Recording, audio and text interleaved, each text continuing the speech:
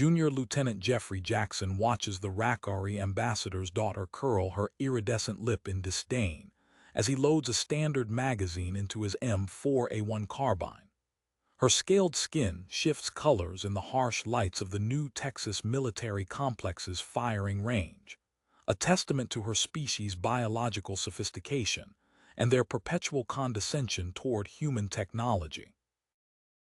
Primitive kinetic weapons, Ivy says, her elongated features arranged in what Jackson recognizes as the Rakari equivalent of a smirk.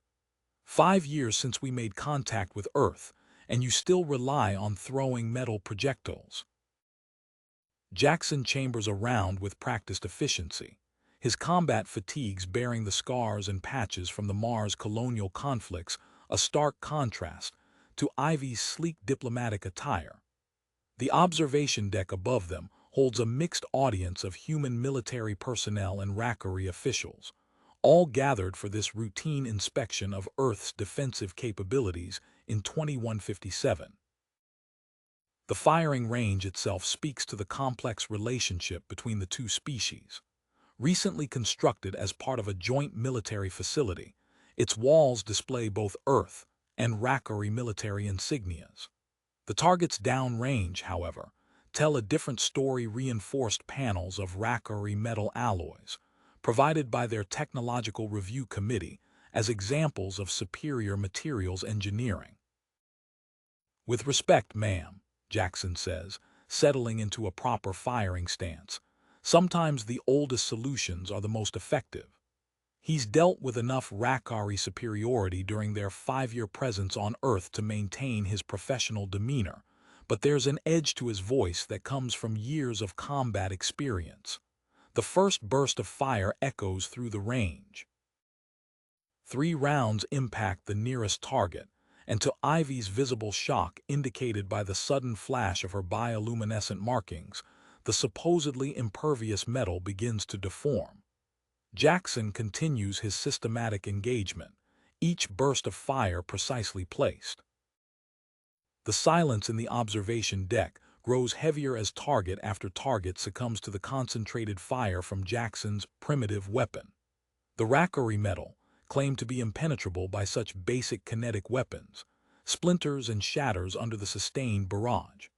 Ivy's bioluminescent patches pulse with increasing frequency, a clear sign of her species' shock response. As the last target falls, Jackson safes his weapon and turns to face the Rakari delegation. The implications hang in the air like gunsmoke. Human military capabilities can no longer be dismissed as primitive. The dynamics between their species would need serious reevaluation. "Sometimes," Jackson says to Ivy, whose scaled skin now ripples with agitated patterns, "it's not about how advanced the weapon is. It's about understanding the fundamental principles of force application." He ejects the magazine and clears the chamber with practiced precision. "Would you like to see what our primitive, heavy weapons can do?" "I believe that can be arranged," a deep voice responds from the observation deck's doorway. Master Sergeant Marcus Shaw strides into view, his weathered features creased in a knowing expression. He carries a large black case, setting it on the nearby weapon bench with practiced care. Ivy's bioluminescent patches flicker with interest as Shaw unlocks the case, revealing the matte-black form of an M82A1 Barrett. The antimaterial rifle's substantial frame draws immediate attention from the Rakari delegation above. "Ambassador K. Thran," Shaw addresses Ivy's father in the observation deck. "With your permission, we'd like to expand this demonstration into a comprehensive testing program. Our armory contains examples of every major weapons system in Earth's arsenal." K. Thran's elongated fingers tap against the observation window, his scaled skin shifting through thoughtful patterns of blue and green. "Proceed, Master Sergeant. I'll contact the Technical Review Committee immediately." Over the next several hours, Jackson and Shaw methodically work through an array of human weapons. Each demonstration reveals the same surprising result: human kinetic weapons consistently penetrate Rakari defensive materials. Shaw explains the physics behind each test, his decades of ballistics expertise evident in every precise description. The key difference, Shaw notes, indicating a damaged panel of Rackery alloy, lies in our divergent technological development. Your defenses excel at dispersing energy weapons, but raw kinetic force. He gestures to the neat hole punched through the supposedly impervious metal. Ivy moves closer to examine the damage, her earlier disdain replaced by focused attention. Our shield systems were designed to handle plasma weapons, particle beams, but this simple transference of kinetic energy bypasses our primary defensive mechanisms. Exactly, Jackson says, breaking down the results of their latest test. Even basic 5.56 rounds can overwhelm your personal shields. The energy dissipation system can't cope with the concentrated physical impact. The testing continues for days. Ivy becomes a constant presence on the range, recording every demonstration with meticulous detail. Her questions evolve from diplomatic pleasantries to precise technical inquiries about human combat doctrine. You compensate for technological limitations through tactical adaptation, she observes, watching Jackson demonstrate rapid target acquisition techniques. Our forces rely heavily on automated targeting systems, but your manual proficiency provides advantages we hadn't considered. The facility buzzes with increased activity as more Rackery observers arrive. Jackson notes how they cluster around each demonstration, their skin patterns reflecting intense discussion among themselves. The arrival of Admiral James Morrison, his command insignia gleaming, elevates the proceedings to a new level of significance. Lieutenant Jackson, Morrison addresses him after observing a particularly impressive demonstration with the Barrett. Prepare a technical briefing for next week. Both human and Rackery command staff will attend. He glances at the shattered remains of a Rackery hull plate. It seems we have much to discuss. Jackson catches Ivy's eye across the range. Her scales ripple with a pattern he's never seen before, something between curiosity and respect. She inclines her head toward the destroyed target, her voice carrying a new note of professional appreciation. Perhaps, she says, we should revisit our assessment of primitive weapons. 2 days after Morrison's visit, Dr. Sarah Henderson arrives at the firing range, her tablet computer displaying complex mathematical models of bullet impacts against Rackery alloys. She adjusts her wire-rimmed glasses while examining the damaged target panels. The physics are fascinating, she says, running a scanner over the impact sites. Their shields disperse energy over milliseconds, but our rounds transfer force in microseconds. It's like trying to catch a bullet with a net designed for balloons. Jackson watches as Henderson's equipment maps the deformation patterns. Ivy moves closer, her scales shifting to match the soft blue of the scanner's light. Our defensive systems evolved through centuries of plasma warfare, Ivy explains, indicating specific points on Henderson's readouts. Every spacefaring race we encountered used energy weapons. We never needed to account for pure kinetic penetrators. The facility transforms around them. Engineers install new sensor arrays while technicians convert adjacent hangars into expanded testing areas. The observation deck fills with more Rackery officials each day, their skin patterns cycling through shades of professional interest. A shadow passes over the complex as the stalwart Dawn enters low orbit. The Rackery warship's arrival draws every eye skyward, its angular hull catching the morning sun. Within hours, Fleet Captain Arkath strides through the range doors, his ceremonial armor gleaming with campaign markings. "Show me," Arkath demands, gesturing to the weapon racks. His translator barely keeps pace with his clipped speech. "Show me how primitive projectiles breach our most advanced armor." Shaw steps forward, hefting an M240 machine gun. "We'll start with sustained fire techniques. Multiple impacts compound the structural stress, creating cascading failures in your shield matrices. The demonstrations expand. Jackson coordinates with artillery units while Shaw directs air support. Rackery sensor technicians record everything as human forces execute synchronized strikes against test shields. Each impact weakens the energy barriers until they collapse under the sheer volume of kinetic force. Quantity becomes quality, Henderson notes, reviewing the data with Ivy. Your shields can't reset fast enough between impacts. Each hit degrades the field's strength exponentially. Arcath's scales ripple with deep purple bands, the Rackery equivalent of tactical appreciation. He shares classified combat footage showing Rackery ships engaging energy weapon-equipped enemies. Our entire defensive doctrine assumes time to recharge between hits. Your projectile weapons offer no such luxury. The testing continues until alert klaxons shatter the afternoon calm. A Rackery sensor operator bursts into the range, scales flashing urgent patterns. Nexar probe detected at system's edge, moving fast. Arcath's expression hardens. He exchanges rapid-fire comments with Caithran in their native tongue before addressing the humans. The Nexar expand aggressively. Their energy weapons devastated our outer colony's last cycle. Then we adapt, Morrison says, entering the range. Lieutenant Jackson, prepare a training syllabus. Master Sergeant Shaw, coordinate with Arcath's staff. We'll teach Rackery forces kinetic combat doctrine while they upgrade our defenses against energy weapons. Jackson catches Ivy's eye as she transcribes Morrison's orders.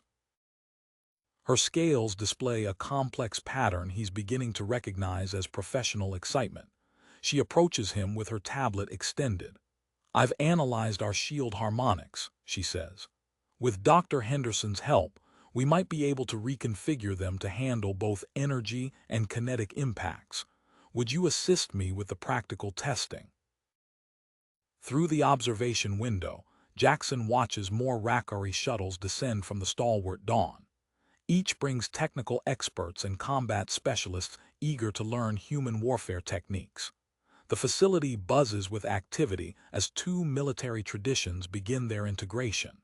Henderson's voice carries across the rain as she explains ballistic physics to a group of Rackery engineers. Shaw demonstrates proper weapon handling to alien troops whose scales shift through patterns of concentration. Above them all, the stalwart Dawn maintains its vigil, a reminder of the challenges that brought former adversaries together. A piercing alert tone cuts through the facility as the Nexar probe's signature registers on long-range sensors. Morrison strides to the central display, his weathered features illuminated by the holographic readout. Time to put theory into practice, he announces, turning to address the assembled human and Rackery personnel. As of now, I'm establishing the Joint Species Combat Integration Division. Lieutenant Jackson, Ambassador Caithran, your people will spearhead this initiative. Ivy's scales shift to a professional azure as she accepts her appointment as Rackery representative. Jackson notes how she's already pulling up technical specifications on her tablet, her movements precise and focused. The facility transforms within days. New testing ranges spring up alongside the original, each designed to evaluate specific weapon systems against Nexar technology. Caithran provides captured Nexar shield generators and armor samples, their alien geometries standing in stark contrast to the angular Rackery equipment. Technical specialist James Wung arrives from Mars Colonial Defense Force, his expertise in shield harmonics immediately proving invaluable. Jackson watches as Wung examines the Nexar technology, his fingers dancing across diagnostic equipment. Look at these readings, Wung says, indicating a complex wave pattern. Their shield matrix is even more specialized than Rackery designs. They've pushed all their power into energy weapon frequencies. He points to a particular spike in the data. That leaves them vulnerable to kinetic penetration. The artillery range erupts with the thunder of M777 howitzers. Jackson stands with Ivy and Wang as they observe the tests through reinforced windows. Simulated Nexar shields flare brilliant purple before collapsing under the impact of high-explosive rounds. The shield generators are actually destroying themselves, Ivy notes, her scales pulsing with excitement as she examines the sensor data. The kinetic shock creates a cascade effect through their power distribution network. Morrison reviews the test footage, immediately ordering the weapons development team to begin work on specialized anti-Nexar ammunition. The facility's machine shops buzz with activity as engineers modify shell casings and warhead configurations. Long-range sensor arrays, newly augmented with Rackery technology, paint an increasingly complex picture of Nexar movements at the solar system's edge. Arcath's scales darken as he studies the tactical display.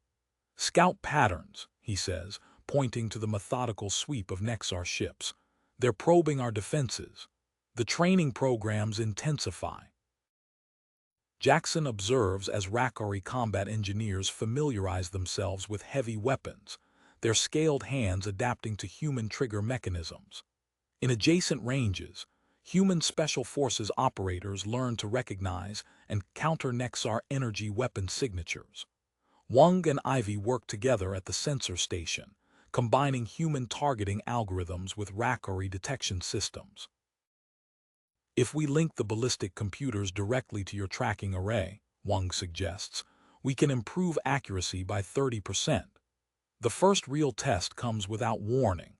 A Rackery patrol vessel, hastily retrofitted with human kinetic weapons, encounters a Nexar scout at the system's edge. Jackson stands with Morrison in the command center as they receive the combat telemetry. The Rackery ship's newly installed mass drivers tear through the Nexar vessel's shields. Purple energy flares dissipate uselessly against kinetic rounds, forcing the scout into a rapid retreat. "Begin full integration," Morrison orders, watching the Nexar ship flee. "We need joint combat units ready for deployment." He turns to Jackson. "Work with Shaw. Develop a training program that combines both species' tactical doctrines." The facility's hangars fill with mixed crews practicing emergency procedures. Human gunners coordinate with Rackery sensor operators, learning to work as unified teams. Shaw drills them relentlessly, pushing both species to adapt to each other's combat rhythms. Jackson finds Ivy in the technical lab, analyzing data from the patrol ship engagement. Her scales ripple with thoughtful patterns as she studies weapon impact traces. "The Nexar shields failed exactly as predicted," she says, expanding a three-dimensional model of the battle. "But they'll adapt. We need to stay ahead of their defensive developments." New sensor contacts appear at the system's edge daily. Each Nexar probe pushes closer, testing reactions and gathering data. In response, the facility's production lines accelerate, manufacturing specialized ammunition for both human and Rackery ships. Integration training continues around the clock. Human Rackery fire teams run combat drills while engineers fine-tune hybrid weapon systems. Through it all, Wang's team works to predict how Nexar shield technology might evolve, developing countermeasures before they're needed. The facility's doors slide open with a pneumatic hiss, admitting a tall figure in a crisp Russian military uniform. Colonel Viktor Petrov's arrival draws immediate attention, his presence unexpected but commanding. He strides directly to Morrison's position at the tactical display, tablet in hand. "Admiral, Russian orbital surveillance has detected significant Nexar activity." Petrov's accent colors his precise English as he transfers data to the main screen. "Our Zvezda platform tracked multiple signature types we've never encountered." Morrison studies the readings while Jackson and Shaw join them. The display fills with orbital tracks showing Nexar probes executing complex maneuvers beyond Neptune's orbit. "They're testing our detection capabilities," Petrov explains, highlighting specific patterns. "But they don't know about our kinetic orbital platforms." Henderson emerges from her lab, drawn by the commotion. Her eyes widen at the sight of recovered Nexar hull fragments laid out on Petrov's mobile scanning table. Russian recovery teams collected these from debris fields near Mars, Petrov says. We need your expertise, Doctor. Within hours, Henderson's team establishes a dedicated research wing. Their instruments hum as they analyze the alien materials. Wang assists, correlating shield harmonics with structural compositions. The molecular lattice is optimized against energy weapons, Henderson announces, indicating microscopic patterns in the material. But look at these stress fractures from tungsten carbide impacts. The crystalline structure literally shatters. Jackson finds himself coordinating with Petrov and Shaw in the tactical center, surrounded by holographic models of Russian orbital platforms. The weapons systems hover in miniature above their heads, massive railguns disguised as communication satellites. Synchronized strikes from multiple angles, Petrov demonstrates, running a simulation. No shield system can maintain coverage against simultaneous kinetic impacts. Ambassador Cathran approaches with a data crystal in his scaled hand. This footage shows previous Nexar engagements. Study their tactics, they have patterns we can exploit. The tactical display fills with recorded battles. Rakari ships exchange energy fire with angular Nexar vessels. Wang leans forward, noting power fluctuations in the enemy shields. They're before they fire main weapons, he points. Shield strength drops by 30% in localized sectors. Morrison nods. That's our window. Russian platforms can target those gaps while Rakari sensors track shield harmonics. The training complex expands. Arcath drills human crews in Nexar combat maneuvers while absorbing terrestrial strategic doctrine. In adjacent simulators, Rakari gunners practice with retrofitted human weapons. Henderson's breakthrough comes during a late-night session with Rakari engineers. She rushes into the command center, holding a prototype round. We've integrated phase shift technology into the penetrator design. Initial tests show 90% shield bypass. Morrison immediately contacts secure production facilities across Earth and Mars. Begin manufacturing immediately. Priority status. Jackson surveys the assembled members of the newly formed Task Force Phoenix. Human artillery crews stand alongside Rakari energy weapon teams, their equipment modified for joint operations. Ivy coordinates their movements through integrated command networks. Target acquired, a Rakari sensor operator announces. His scales pulse blue as human gunners adjust their aim. Energy signature matches Nexar patterns. The testing range erupts with synchronized fire human shells and Rakari energy bolts striking simulated targets in precise sequence. Wang's calculations prove accurate as the combined assault overwhelms the shield systems. Long-range sensors light up with multiple contacts. A Nexar battle fleet approaches the outer system, their energy signatures unmistakable. Morrison activates the facility's strategic display while Cathran contacts Rakari High Command. Position fleet elements here and here, Cathran indicates, his scales shifting to tactical patterns. Create overlapping fields of fire with the orbital platforms. Jackson reviews Task Force Phoenix's readiness reports with Ivy. Her scales ripple with focused intensity as they analyze combat simulation results. Human and Rakari forces demonstrate increasing coordination with each exercise, their different combat styles merging into an effective hybrid doctrine. Shield bypass rate improving, Ivy notes, displaying the latest test data. The modified penetrators are exceeding original specifications. Above them, Petrov's orbital platforms slide into new attack positions, their kinetic weapons aligned with approach vectors calculated from Rakari sensor data.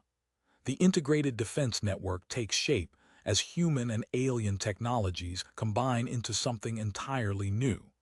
The facility's alert system activates with a high-pitched tone. Admiral Morrison turns from the tactical display as Major General David Armstrong strides through the entrance, digital tablets clutched under his arm. "Admiral, our deep space arrays picked up something you need to see." Armstrong spreads the data across the command console. 15 capital ships plus support vessels. Largest Nexar formation we've ever encountered.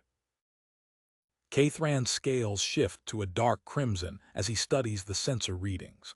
Their fleet composition suggests a major offensive operation. Armstrong introduces Colonel Heinrich Weber, a lean man with calculating eyes who immediately begins examining the orbital defense grid configurations. Colonel Weber's artillery calculations will help maximize our kinetic strike effectiveness. In the research wing, Wang's fingers fly across his terminal as he finalizes the hybrid penetrator specifications. "Phase shift integration is stable," he announces to Dr. Henderson. "The Rackery crystal matrix meshes perfectly with our tungsten carbide cores. Production orders flow to factories across Earth and Mars." Henderson examines the first prototype round, its iridescent surface catching the light. The phase shift field maintains coherence through the entire penetration sequence. The lunar shipyards buzz with activity as the stalwart Dawn undergoes its retrofit. Shaw oversees the installation of modified M777 artillery mounts onto the Rackery vessel's hull, his voice carrying across the maintenance bay. "Power coupling at 90%, a technician calls out. Shield harmonics compensating for the new mass distribution. Arcath inspects the modifications, his scaled fingers tracing the interface between human and Rackery technology. The targeting systems are fully integrated. We can fire the human weapons through our sensor network. In the facility's simulation chamber, Jackson and Ivy run Task Force Phoenix through another combat drill. Human artillery crews work in seamless coordination with Rackery energy weapon teams, their combined firepower overwhelming the simulated Nexar defenses. "Target lock confirmed," a Rackery operator announces. "Shield harmonics mapped. Battery 1, execute firing solution," Jackson commands. The simulation erupts with synchronized impacts, kinetic penetrators striking precisely as Rackery energy beams create localized shield disruptions. Colonel Petrov's orbital platform shift position, using gravitational assists to maintain optimal firing angles while conserving fuel. The Russian colonel reviews the deployment pattern with Morrison and Cathran. "We've masked the newer installations behind sensor shadows," Petrov explains. "The Nexar probes will only detect our older defense systems." Wang analyzes the incoming scan patterns on his diagnostic display. They're methodically mapping our defensive coverage. Each probe builds on the previous scan data. "Let them see what we want them to see," Morrison responds, studying the deception grid's false readings. The facility transforms into a hub of constant activity as additional joint task forces form. Human and Rackery crews train side by side, adapting to each other's combat protocols. In the artillery ranges, the thunder of kinetic weapons mingles with the distinctive whine of Rackery energy projectors. Emergency klaxons sound as the Nexar fleet crosses Neptune's orbit. Cathran coordinates with his superiors, directing Rackery warships into defensive formations near Jupiter. The tactical display fills with overlapping fields of fire orbital platforms, ground batteries, and allied vessels, creating an interlocking network of covered approaches. "All defense sectors report ready," Jackson announces from his station. Beside him, Ivy's scales pulse with focused intensity as she monitors the integrated sensor feeds. Armstrong and Weber work at the fire control station, calculating optimal firing solutions for the orbital platforms. The massive railguns adjust their aim, preparing for the coming engagement. "Shield bypass calculations complete," Wang reports. "Targeting data uploaded to all weapons platforms." Morrison studies the tactical display as the Nexar fleet continues its advance. Task Force Phoenix stands ready, their hybrid weapons primed. Above them, Petrov's platforms track the approaching vessels while maintaining their deceptive emissions pattern. The stalwart Dawn moves into position, its newly installed human weapons integrated into the coordinated defense plan. A proximity alert flashed across the tactical display. 3 Nexar scout vessels broke from the main fleet, accelerating toward Jupiter's orbital plane. Morrison activated the command channel while Colonel Petrov's fingers danced across his control panel, initiating tracking protocols for the orbital platforms. Senior Weapons Officer Davidson, report to command, Morrison ordered, studying the scout ship's approach vectors. Kyle Davidson strode into the command center minutes later, his Mars Colonial Defense Force insignia catching the light. He moved directly to the tactical station where Major General Armstrong waited with Colonel Weber. Scouts maintaining course toward Europa, Davidson announced, analyzing the sensor data. Velocity suggests standard reconnaissance pattern. Ambassador Cathran's scales shifted to deep blue as he transferred Rackery sensor data to the main display. Their shield configurations match our test parameters. In the Artillery Control Center, modified M777 howitzers stood ready on their adaptive mounts. Davidson inspected the hybrid penetrator rounds, their phase-shift surfaces gleaming under the harsh lights. Wang's targeting algorithm streamed across nearby monitors, correlating shield harmonics with firing solutions. The first scout ship crossed Europa's defensive perimeter. Alert klaxons echoed through Task Force Phoenix's forward base on Ganymede. Jackson and Ivy coordinated from their command station as human artillery crews took position alongside Rackery energy weapon teams. Target locked, a Rackery sensor operator announced. Shield frequencies mapped. Battery 1, execute fire mission, Davidson commanded. The M777s thundered in sequence. Hybrid penetrator rounds streaked across space, their phase-shift fields activating as they approached the Nexar vessel. Dr. Henderson watched from her monitoring station as her theories transformed into reality. The rounds passed through the scout ship's shields as if they didn't exist. Multiple impacts registered across the vessel's hull, sending debris spinning into the void. The Nexar ship immediately altered course, its damaged sections venting atmosphere as it retreated toward the main fleet. Direct hits confirmed, Wang reported, analyzing the sensor data. Shield bypass rate 93%. Morrison didn't waste a moment. Implement Operation Thunderbolt. Get those additional batteries in position throughout the Jovian system. Artillery teams deployed across Jupiter's moons, establishing hardened fire bases at strategic points.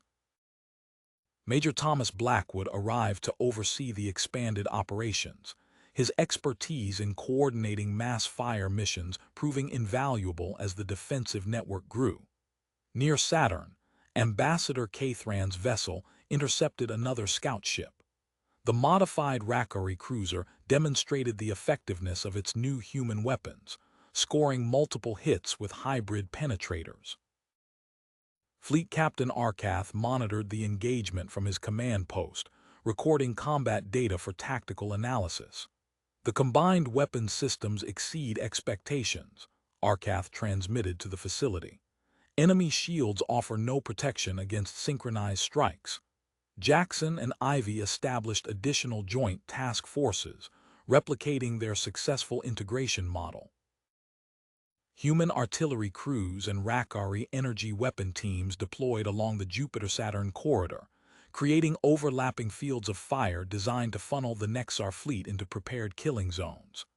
Task Forces Orion, Perseus, and Centaurus report ready, Ivy announced, her scales pulsing with tactical patterns as she coordinated the defensive positions.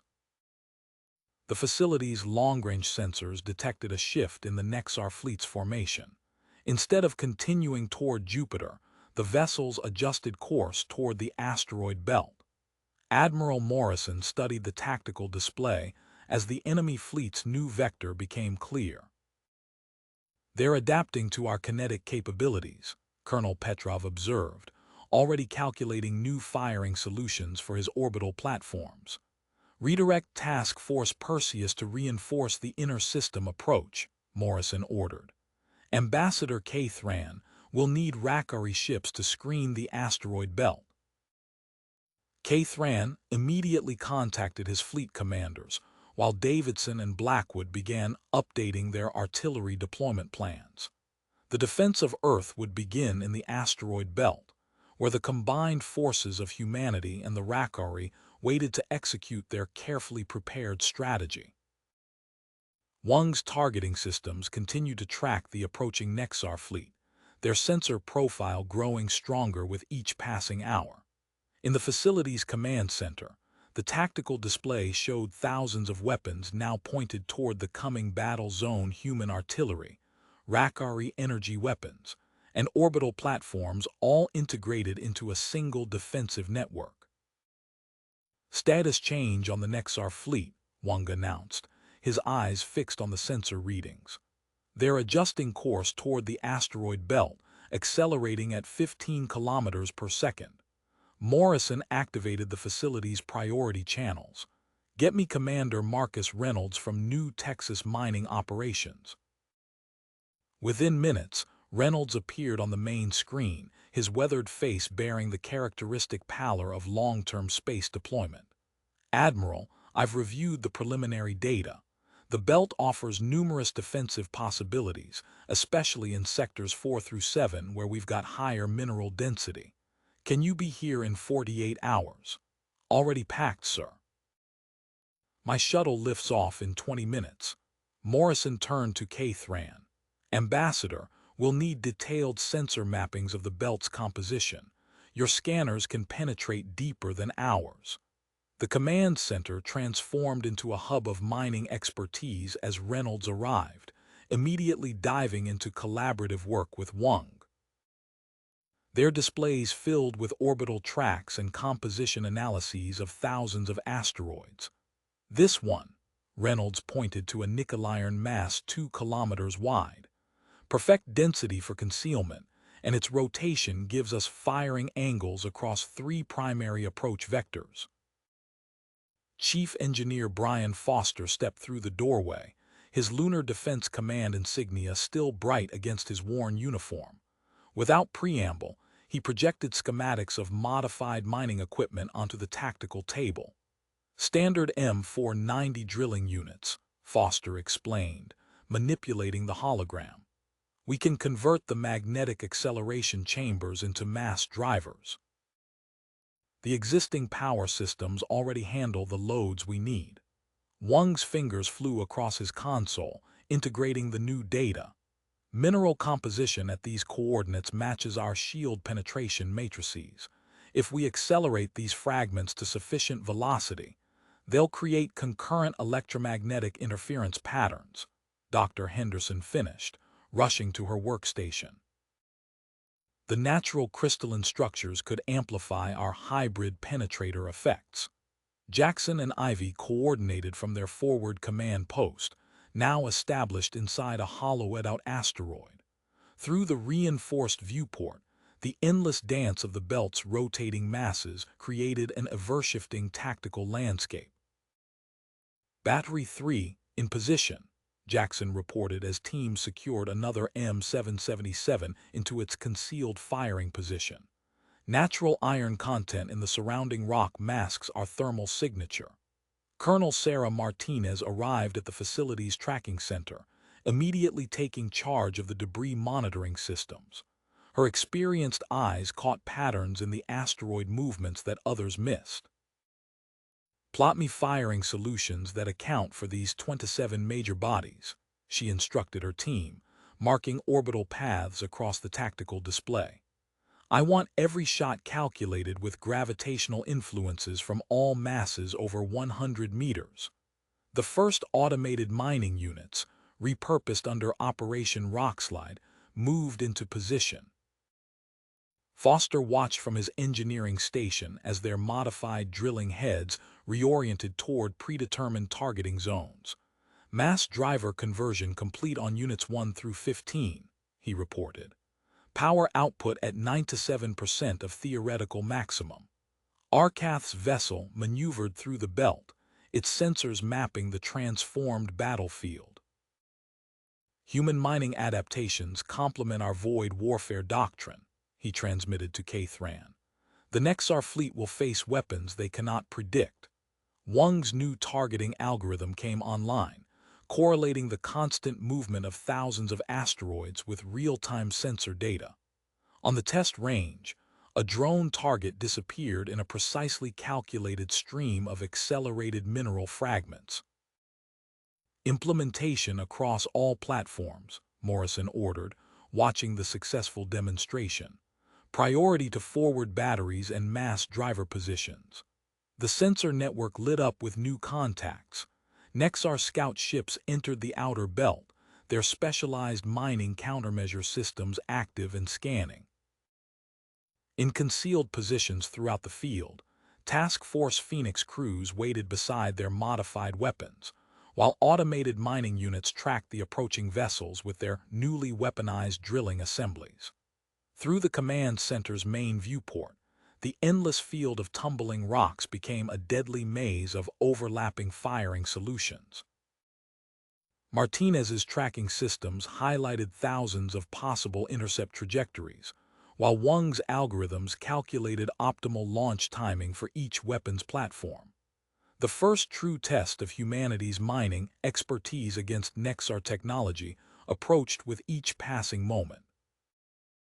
3 Nexar destroyers emerged from behind a tumbling nickel-iron mass, their hull configurations indicating preparation for sustained operations. Wang's tracking systems immediately flagged their vector toward Ceres. Multiple contacts on attack trajectory, Martinez announced. Destroyers moving to establish forward position near Grid Sector 7. Morrison activated the encrypted command channel. All batteries, prepare for engagement. Coordinate through targeting Grid Baker 3. In their concealed position within a hollowed asteroid, Jackson watched the sensor returns through reinforced viewports. Beside him, Ivy's scales rippled with tactical patterns as she coordinated fire teams. Battery 2 loaded and tracking, a human gunner reported through the command net. Mineral-enhanced penetrators charged. The lead Nexar destroyer activated its mining countermeasures, sweeping the nearby space with sensor beams. Modified M777s remained silent in their positions, their thermal signatures masked by the surrounding rock. Dr. Henderson monitored the data stream from her station as the Nexar ships moved into optimal range. Fire mission, Battery 1, Davidson commanded. 3-round burst, synchronized pattern. The first volley streaked across space. Mineral-enhanced shells struck the destroyer's shields, creating cascading disruption patterns exactly as Henderson's research predicted. Secondary hits penetrated the weakened defensive field, impacting along the vessel's port quarter. A new voice cut across the command channel. O'Neill reporting in. Mobile platforms moving to secondary firing positions. Lieutenant Commander James O'Neill's arrival coincided with the activation of additional weapons platforms. His mobile artillery units, mounted on modified mining sleds, glided between asteroid positions. The guerrilla warfare expert had already begun implementing the hit-and-run tactics that proved so effective during the Mars colonial wars. Contact bearing 170, Wang called out. Nexar cruiser attempting to flank through the debris field. O'Neill's response came instantly. Shifting Battery 4 to intercept. Commander Reynolds, we need a mineral density scan of Grid 9. Reynolds' mining expertise proved invaluable as he identified optimal firing positions among the tumbling rocks. Heavy nickel-iron concentration at coordinates A3 Mark II, perfect mask for thermal signatures. Wang's targeting algorithm tracked the cruiser's movement through the asteroid field, predicting its course through the three-dimensional maze of debris. The system highlighted the optimal firing solution moments before the Nexar vessel emerged from behind a rotating rock mass. Battery 4, execute fire mission, Davidson ordered. Multiple hits registered along the cruiser's engineering section. The vessel's main drive flared erratically, then died as the specialized penetrators breached its power distribution systems. K-Thran's intelligence feeds highlighted new contacts approaching the combat zone. Nexar mining ships detected. Drone deployment in progress. Chief Engineer Foster's voice carried across the command net. Initiating countermeasures. Releasing metallic particulate clouds from automated mining units. The modified drilling platforms activated, dispersing precisely calculated clouds of metallic dust. Nexar drones flew blindly into the particles, their sensors overwhelmed by the conductive material coating their guidance systems. Major Robert Davidson arrived at the command center, immediately taking position at the artillery coordination station.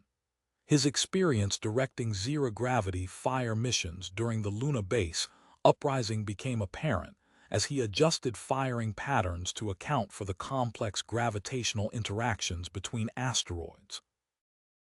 Multiple support vessels detected in Nexar formation, Colonel Martinez reported, studying the debris tracking displays. Shield harmonics suggest interdependent defensive network. Morrison turned to K-Thran. Confirm shield analysis.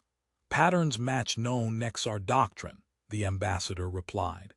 Support ships maintain collective defensive field. Adjust targeting priorities, Morrison ordered. Focus fire on shield support vessels. The engagement continued as Task Force Phoenix executed their carefully prepared strategy.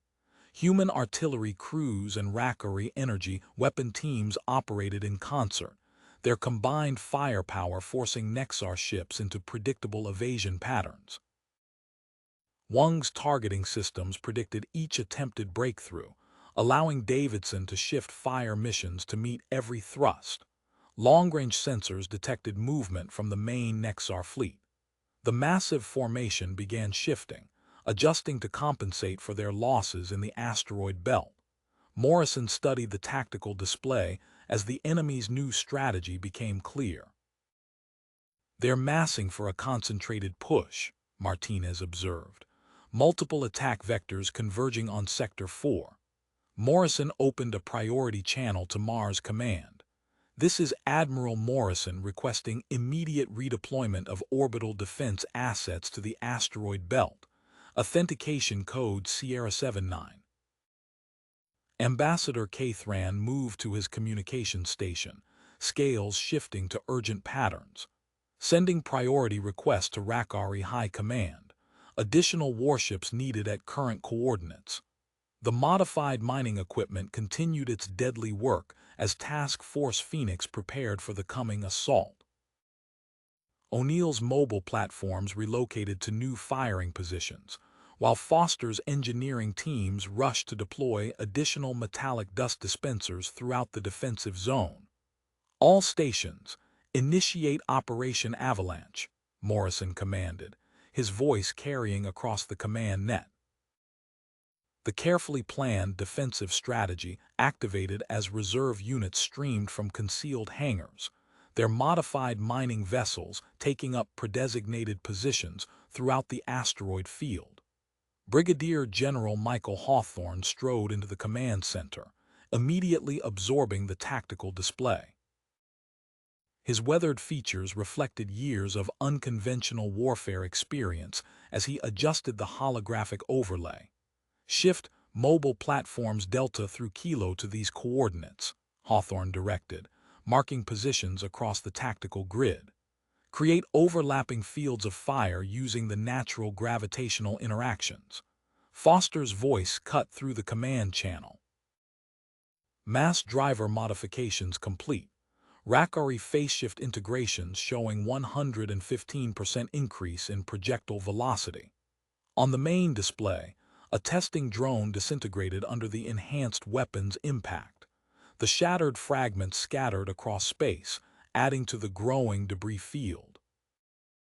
"Admiral," Wang called from his station, "I'm detecting a cyclic pattern in Nexar shield emissions. 4-minute intervals between synchronization points." Major General Armstrong leaned over Wang's console, studying the data. "Coordinate with battery control. I want every mass driver volley timed to those windows." Two Nexar frigates emerged from behind a tumbling asteroid, their weapons charging. Armstrong's modified firing pattern caught them at the precise moment their shields cycled. Mineral-enhanced projectiles tore through the weakened defensive fields, rupturing hull plating and venting atmosphere into space. Captain Lisa Shaw arrived at the engineering section, her zero-gravity demolitions expertise immediately put to use. "These mining charges can be modified for directional blast patterns," she explained, manipulating the schematics. "We can create calculated debris fields to disrupt their formation movements." Cathran's scales shifted to urgent patterns as new data streamed across his console. "Admiral detecting unknown Nexar vessel configurations. Shield harmonics suggest advanced countermeasures against kinetic weapons." "Commander Reynolds," Morrison activated the priority channel. "Execute dispersal pattern Charlie 9. Get those mobile platforms into secondary positions." Reynolds' voice crackled through the speakers. "Moving now, sir." Spreading artillery units across sectors 3 through 11. Jackson and Ivy coordinated from their command post as Rakari energy weapons integrated with human artillery positions. A Nexar cruiser approached their sector, its shields shifting between configurations to counter the hybrid threat. The combined weapons platform opened fire, forcing the vessel to attempt evasive maneuvers through the crowded asteroid field. "Multiple capital ships detected," Martinez announced from the tracking station.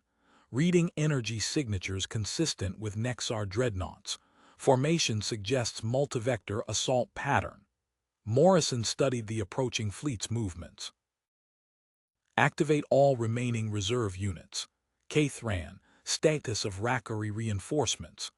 "Rakari battle group entering position behind the belt," Cathran reported. "Establishing defensive line along coordinates 79 Markfor." O'Neill's mobile platforms executed precision maneuvers between asteroid masses, their targeting systems locked on approaching Nexar vessels. Shaw's modified explosives detonated in calculated patterns, creating dense clouds of debris that forced enemy ships to alter course into prepared killing zones. Foster's enhanced mass drivers tracked multiple targets, their projectile velocities exceeding all previous records. Wang's targeting algorithms predicted shield synchronization points with increasing accuracy, while Armstrong coordinated battery fire to exploit each vulnerability. "New contact," Martinez called out. "Heavy capital ship, bearing 340, energy readings off the scale."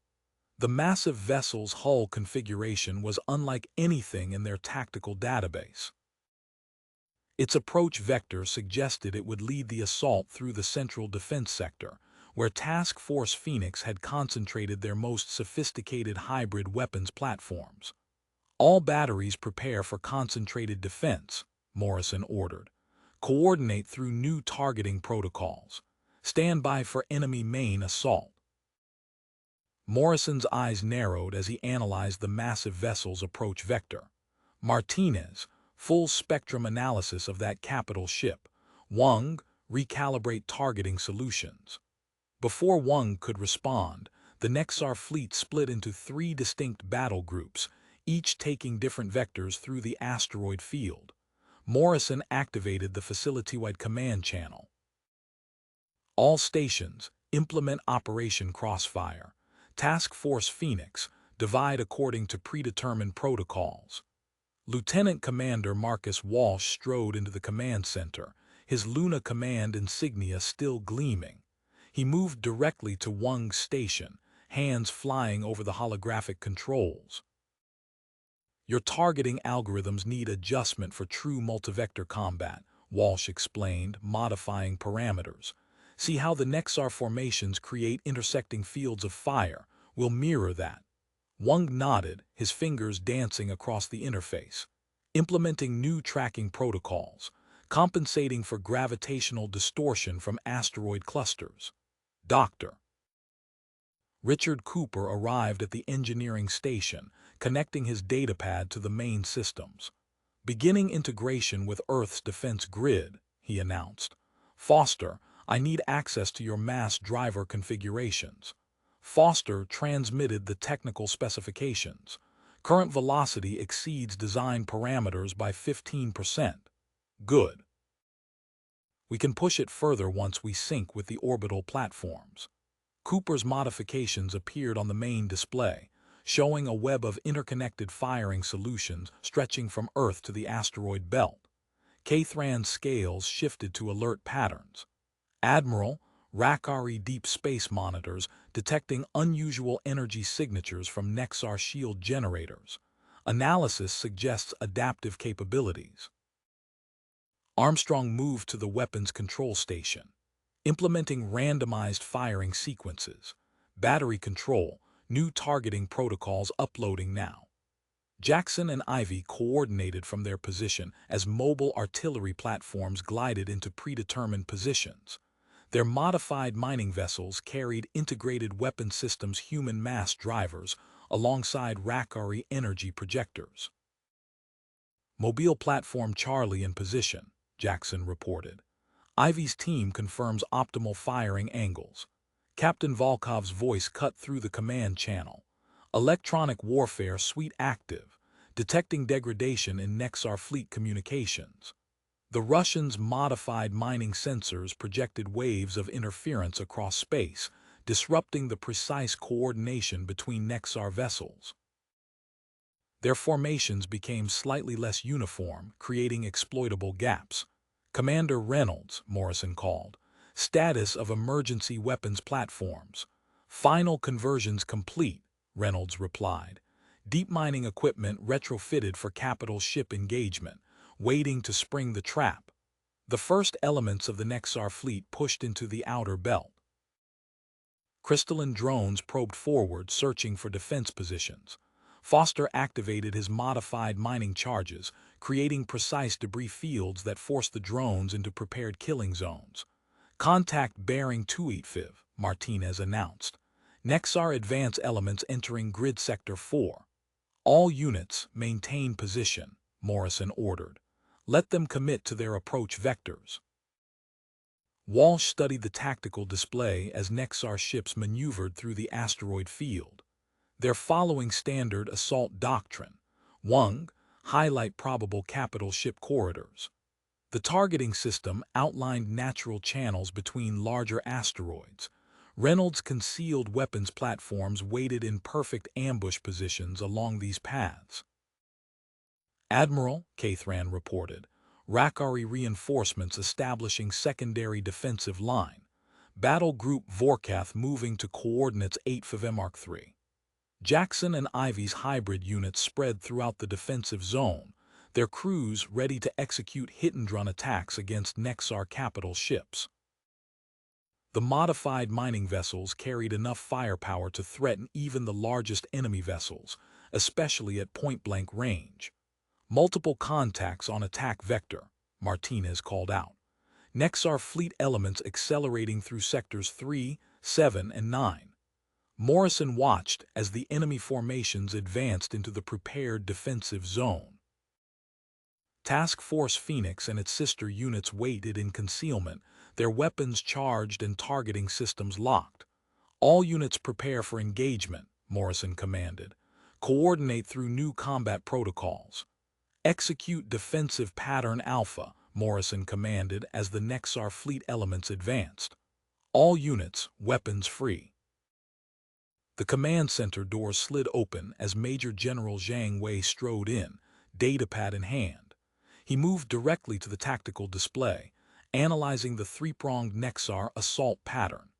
Admiral, permission to coordinate artillery response, Zhang said, fingers already moving across the holographic interface. These attack vectors match patterns I encountered during the Mars colonial wars. Morrison nodded. Granted, take command of battery coordination. Zhang's modifications appeared across the tactical grid, reorganizing the defensive batteries into interlocking fields of fire. Commander Reynolds, adjust firing solutions to maintain continuous coverage across all approach vectors. Battalion Commander Eric Larson arrived moments later, immediately conferring with Wang at the targeting station. We can repurpose these mining launch tubes, Larson explained, pulling up technical schematics. Convert them to missile platforms using modified drilling charges. Wang's fingers flew across the controls, implementing targeting parameters now. Establishing networking protocols with existing defense grid. Near Vesta, enemy destroyers pushed through the outer defense line. Jackson's voice crackled through the command net. Multiple Nexar vessels entering Grid 47, executing prepared response. Confirmed, Reynolds replied. Activating mining charges on your mark. The strategically placed charges detonated in precise sequence. Debris clouds bloomed across space, forcing the Nexar ships to alter course. As they maneuvered to avoid the obstacles, their new vectors carried them directly into prepared firing zones. All batteries, execute firing solution 7, Zhang commanded. Time on target barrage using Henderson's mineral rounds. Artillery platforms opened fire simultaneously. The specialized ammunition struck with devastating effect, overwhelming shield systems on 2 Nexar destroyers. Secondary explosions rippled along their hulls as support vessels broke formation to retreat. Master Gunnery Sergeant Blackwood's arrival strengthened the technical crews maintaining the modified mining equipment. His zero-gravity expertise proved essential as weapon systems showed signs of stress from sustained combat operations. Adjust coolant flow to compensate for thermal buildup, Blackwood instructed the maintenance teams. These mining lasers weren't designed for continuous fire. Foster's voice cut through the command channel, deep-core laser conversion complete. Integrating with Rakari targeting systems. The modified industrial lasers demonstrated their effectiveness when a Nexar frigate's shield cycled. The concentrated energy beam pierced its generator housing, leaving the vessel vulnerable to conventional fire.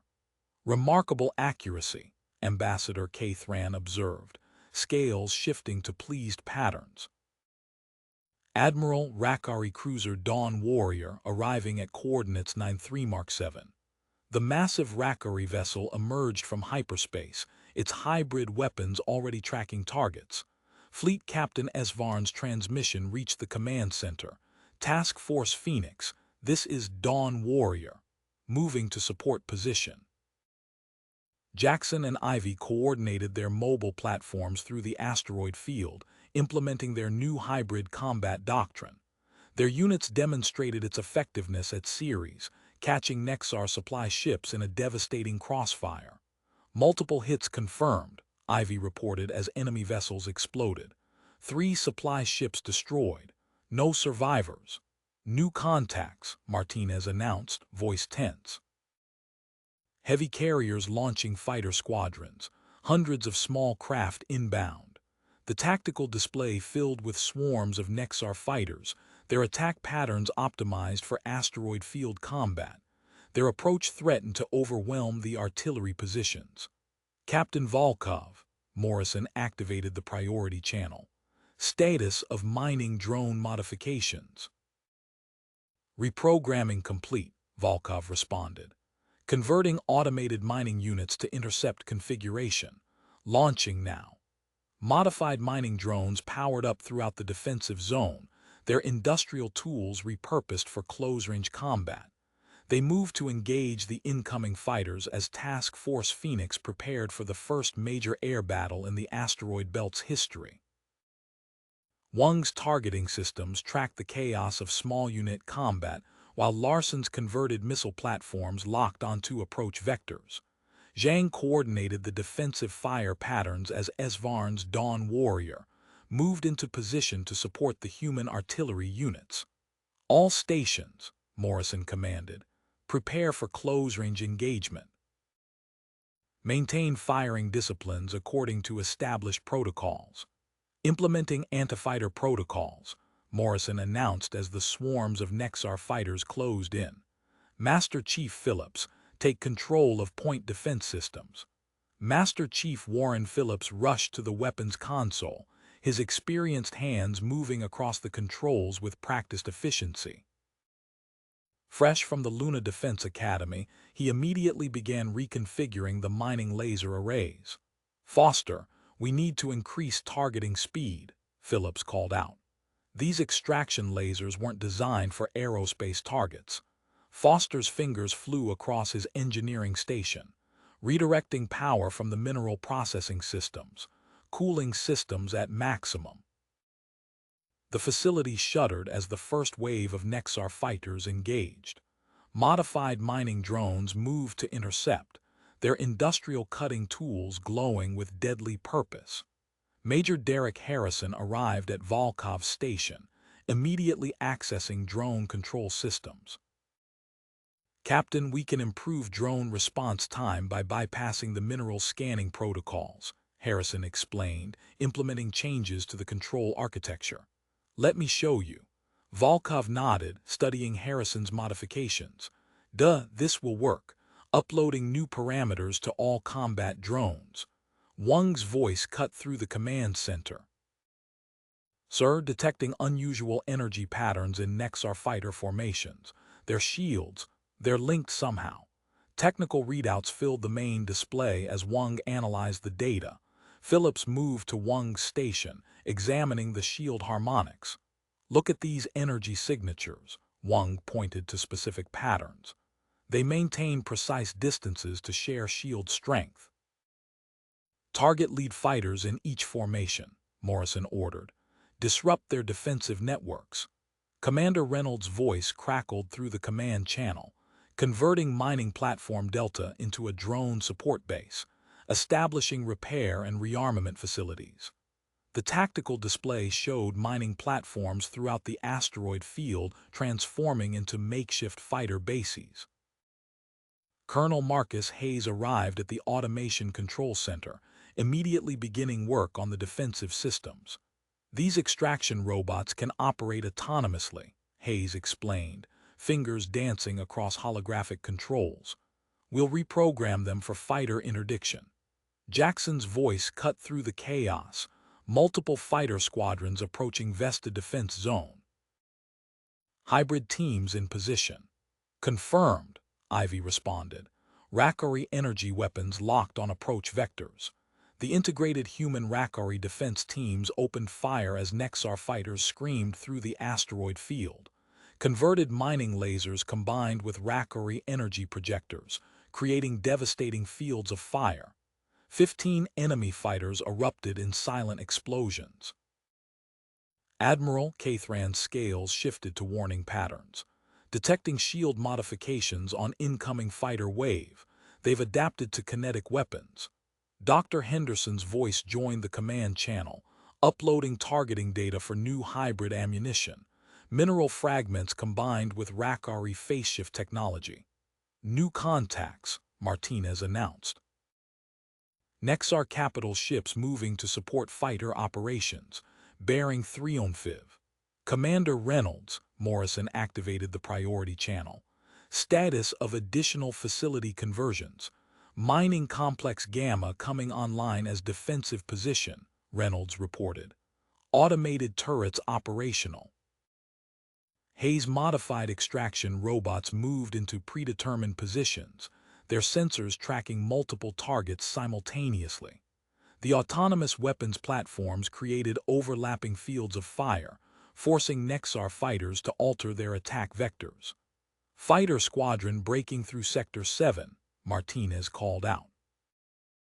"Engaging with modified drones," Harrison responded, directing swarms of converted mining units to intercept. The command center's main display showed Task Force Phoenix artillery units repositioning to meet the escalating threat. Jackson and Ivy's hybrid teams coordinated their movements through the asteroid field, maintaining coverage of critical approaches. All units, Morrison commanded, implement Operation Shatterpoint. Establish interlocking fields of fire on designated coordinates.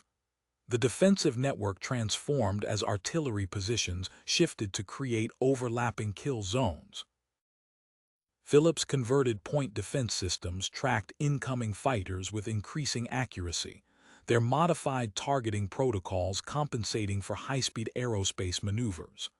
Multiple hits confirmed, Wang reported as another Nexar formation broke apart under concentrated fire. Their shield harmonics are destabilizing. The Nexar capital ships pushed deeper into the defense zone, their massive forms providing cover for fresh fighter squadrons launching from their hangar bays. Hayes' autonomous defense platforms adjusted automatically, their targeting systems prioritizing threats according to established protocols. Hybrid ammunition performing above expectations, Henderson announced as another fighter exploded under combined human rackery fire, uploading additional firing solutions. Multiple impacts on Artillery Position 3, Martinez reported as another volley of Nexar fire struck their defenses.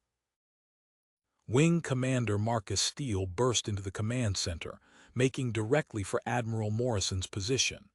His arrival from Earth's Drone Command brought immediate attention from the technical staff. "Admiral, I've analyzed the drone deployment patterns," Steele said, activating a holographic display. "These maintenance units can be converted for combat operations. I implemented similar modifications during the Mars Resource Wars." Morrison nodded. "Work with Harrison. Get those drones combat-ready." Steele moved to Harrison's station, examining the drone control interface. "We'll need to bypass the maintenance protocols. Each drone can function as an independent fighter unit." The command center doors opened again as Dr. Sarah Winters entered, her credentials as Ceres Mining Corporation's autonomous systems expert already transmitted to security. She immediately joined Wang at the targeting station. "Your tracking systems are operating on standard mineral extraction parameters," Winters observed, hands moving across the interface. "We can enhance their combat effectiveness by modifying the acquisition algorithms." Wang studied her changes. "The drones are responding faster, tracking efficiency increased by 40%. "Admiral," Jackson's voice cut through the command channel, "Nexar fighters establishing resupply point on asteroid OB 227. "Confirmed," Reynolds responded. "Mass driver network in position, initiating debris field protocol." Carefully hidden mass drivers activated throughout the asteroid field. Precisely calculated streams of debris tore through Nexar formations, scattering their approach vectors. Artillery units targeted the exposed supply ships, destroying vital resupply equipment. 12 fighters destroyed, Jackson reported. Supply ships retreating. Foster's voice came through the engineering channel. Mineral separator modifications complete, converting to point defense configuration. The modified industrial machines powered up across the defense zone. Their original mineral sorting mechanisms now launched concentrated streams of metallic fragments, creating dense fields of high-velocity projectiles. Nexar fighters entering these zones found their shields quickly overwhelmed. Lieutenant Colonel James Harper arrived at the security station, immediately accessing the defense grid controls. His experience protecting Saturn mining installations reflected in his swift assessment of their vulnerabilities. "Major Harrison," Harper called out, "we need to establish overlapping fields of fire here and here." He marked positions on the tactical display. "These gaps in our coverage are inviting fighter strikes on artillery positions." Harrison implemented the changes, redistributing converted mining equipment to strengthen their close-range defenses. The modified industrial hardware integrated seamlessly with military weapons, creating an effective protective screen around critical positions. Kthran's scales shifted to alert patterns. Admiral intelligence indicates new Nexar fighter type approaching. They carry mining countermeasures. Adapting defense protocols, Reynolds announced, modifying the debris field patterns. Mobile platforms repositioning to compensate. The tactical display lit up with new warnings. Capital ships targeting large asteroids, Martinez reported. They're attempting to reduce our cover. Volkov, deploy combat drones to protect artillery positions, Morrison ordered. Duh, Admiral. Drones moving to defensive positions now. Steele's converted maintenance units swarmed through the asteroid field, their industrial tools now serving as effective weapons against Nexar fighters. Winter's targeting modifications allowed them to track and intercept aerospace targets with unprecedented accuracy. Jackson and Ivy coordinated from their mobile command posts, directing hybrid defense teams through the evolving battlefield. Their experience with integrated human rackery operations proved crucial as they adapted to rapidly changing tactical situations. Enemy fighters entering Sector 9, Ivy reported. Hybrid teams engaging. The modified mineral separators fired in synchronized patterns, their streams of metallic fragments combining with rackery energy weapons. Nexar fighters caught in these combination attacks suffered catastrophic shield failures. Capital ships continuing precision strikes, Martinez announced. Artillery Position 5 losing asteroid coverage. Implementing emergency redeployment protocols, Reynolds responded. All units in affected sectors, prepare to relocate on my mark. Steele's combat drones moved to intercept incoming fighters while Harper's defense network provided covering fire. The converted mining equipment demonstrated its effectiveness as multiple Nexar vessels exploded under concentrated fire. New firing solutions uploaded, Winters announced as she refined the targeting algorithms. Drone response time optimized for asteroid field conditions. The battle for the asteroid belt entered its critical phase as Task Force Phoenix's converted industrial equipment proved its worth against technologically superior opponents. Capital ships continued their bombardment as swarms of fighters pressed their attack, testing the limits of humanity's adaptive defense strategy. New capital ship firing patterns detected, Martinez announced as another asteroid exploded under concentrated Nexar fire. They're targeting key defensive positions systematically. The command center doors slid open as Commodore Benjamin Hawthorne strode in, his Earth Fleet credentials displaying on nearby screens. He moved directly to the tactical display, analyzing the battle situation.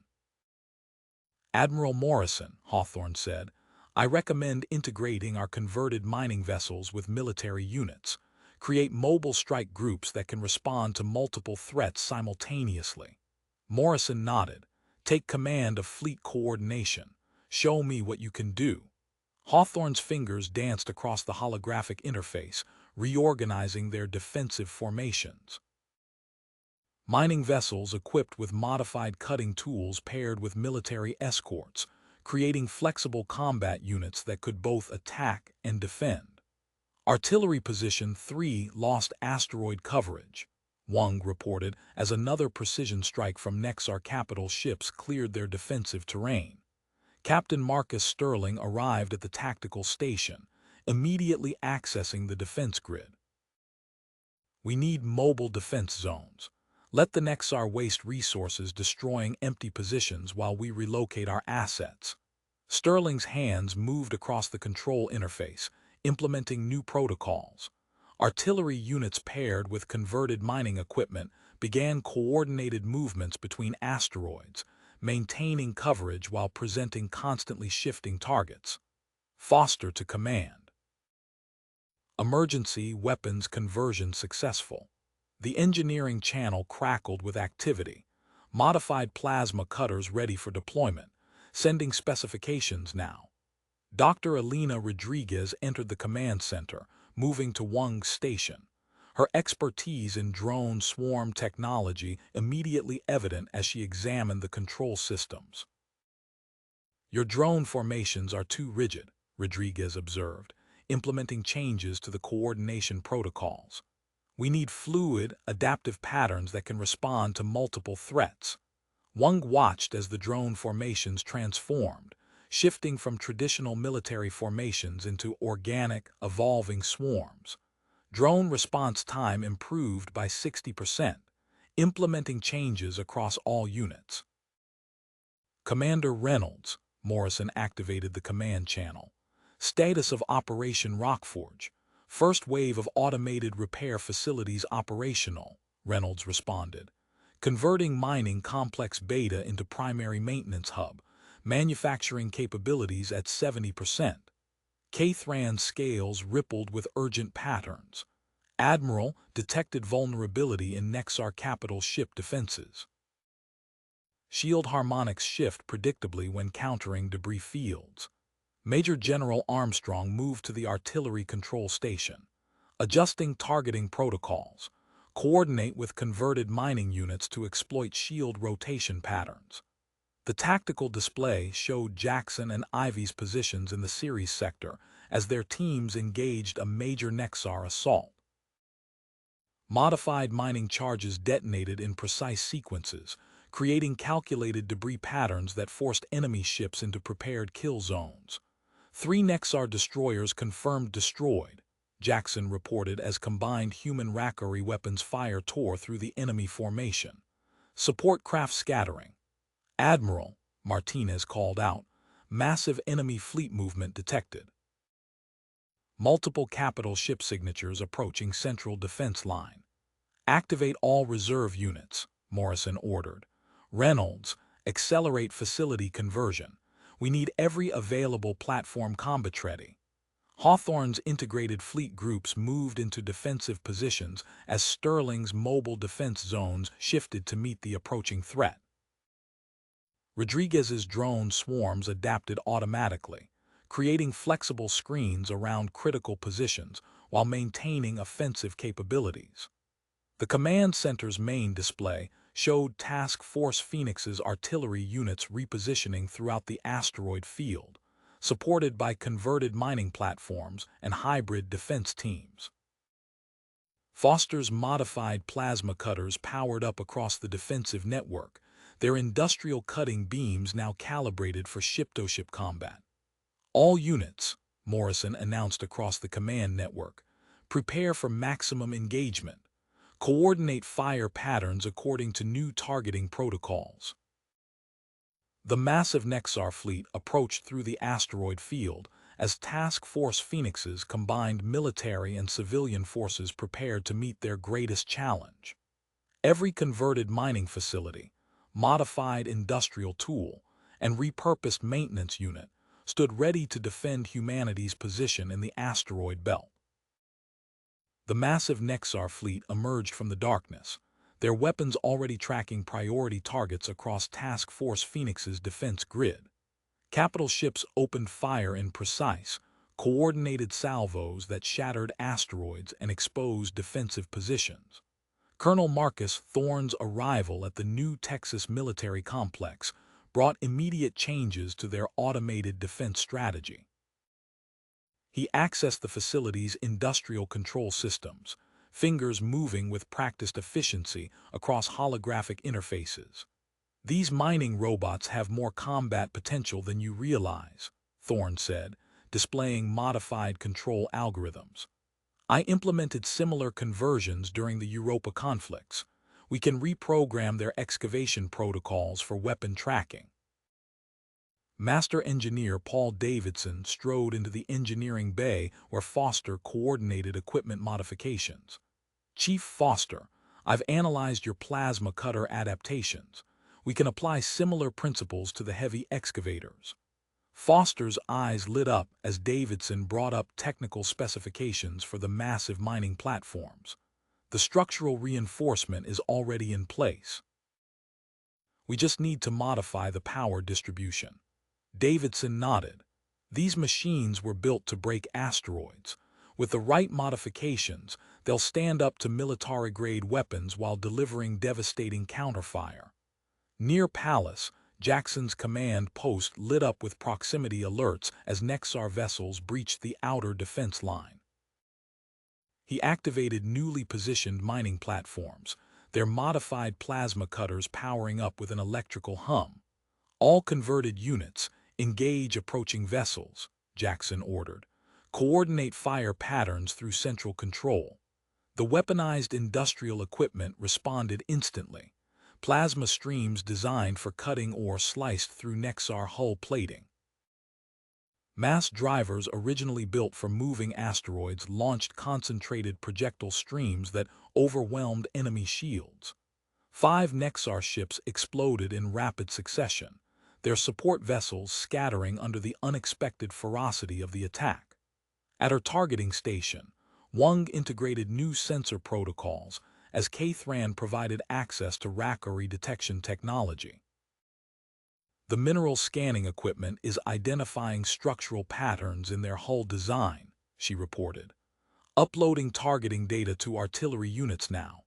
The effect was immediate. Modified mining weapons struck with increased precision, their shots penetrating vulnerable points in Nexar ship architecture. Converted excavators fired in synchronized patterns, their industrial cutting tools proving remarkably effective against military vessels. Major Robert Shaw arrived at the central command post, immediately examining the defensive layout. His experience protecting Mars mining operations reflected in his swift assessment of their positions. "We need to move these artillery units inside the asteroids," Shaw said, marking positions on the tactical display. "I can establish hardened firing positions using existing mining tunnels." Morrison authorized the redeployment. Shaw's teams began moving converted mining platforms into reinforced caverns, carefully concealing their positions while maintaining clear firing lines through precisely calculated openings. Kthran's scales shifted to warning patterns. "Admiral, Nexar forces have developed new detection systems targeting industrial power signatures." "Commander Reynolds," Morrison activated the command channel. "Implement emergency power modifications. Use the Rakari stealth protocols." Reynolds coordinated with engineering teams as they integrated alien stealth technology into human industrial systems. Power signatures from converted mining equipment faded from enemy sensors, allowing Task Force Phoenix to maintain combat operations while avoiding detection. The tactical display updated with new threat warnings as massive Nexar carrier vessels moved into attack position. Their hangar bays opened, preparing to launch overwhelming fighter waves against the central defense line. "All units, this is Admiral Morrison. Operation Forge Storm is now active. Establish overlapping fields of fire according to predetermined protocols." Throughout the asteroid field, converted mining equipment moved into carefully planned positions. Modified excavators powered up their weapons, while concealed artillery units adjusted their firing solutions. Industrial platforms originally designed for resource extraction now formed an integrated defense network, ready to meet pure military hardware with humanity's adapted technology. Jackson and Ivy coordinated from separate command posts, their teams smoothly integrating human industrial expertise with Rakari combat doctrine. Their shared experience handling hybrid operations proved invaluable as they prepared defensive formations for the approaching assault. Nexar carriers launching fighters, Ivy reported through the command channel. Multiple waves detected on approach vectors. The massive carrier vessels loomed against the starfield, disgorging swarms of aerospace fighters into attack formation. Task Force Phoenix's converted industrial platforms tracked their approach, modified sensors identifying optimal targeting solutions as the enemy closed within range. Wang tracked the initial fighter wave through modified sensor arrays as Commander Victor Stone entered the command center, moving directly to the industrial control station. "Admiral Morrison," Stone said, displaying his credentials. I've reviewed our automated defense capabilities. These mining units can do far more than basic point defense. Stone's hands moved across the interface, accessing core programming for the networked industrial equipment. His experience from the Titan mining riots reflected in the swift, precise adjustments he made to their automation protocols. Implementing adaptive response patterns, Stone announced, linking all converted mining units through central control. The tactical display showed immediate changes as automated mining equipment began moving with new precision. Units coordinated seamlessly, establishing interlocking fields of fire while maintaining optimal coverage of defensive positions. Sarah Blackwood arrived at Wung's station, her deep-core mining expertise immediately evident as she examined the drilling platform controls. These penetrator assemblies can be modified for long-range artillery fire. Wung nodded, integrating Blackwood's specifications into the targeting systems, adjusting sensor protocols to track mineral penetration patterns. The converted drilling platforms repositioned throughout the asteroid field, their massive penetrator arrays now aligned for combat operations. The first Nexar fighter wave encountered precise streams of superheated mineral fragments that shredded their forward shields. Foster to command, the engineering channel activated. Automated processing plants now producing kinetic penetrators at maximum capacity. First ammunition shipments deploying to artillery positions.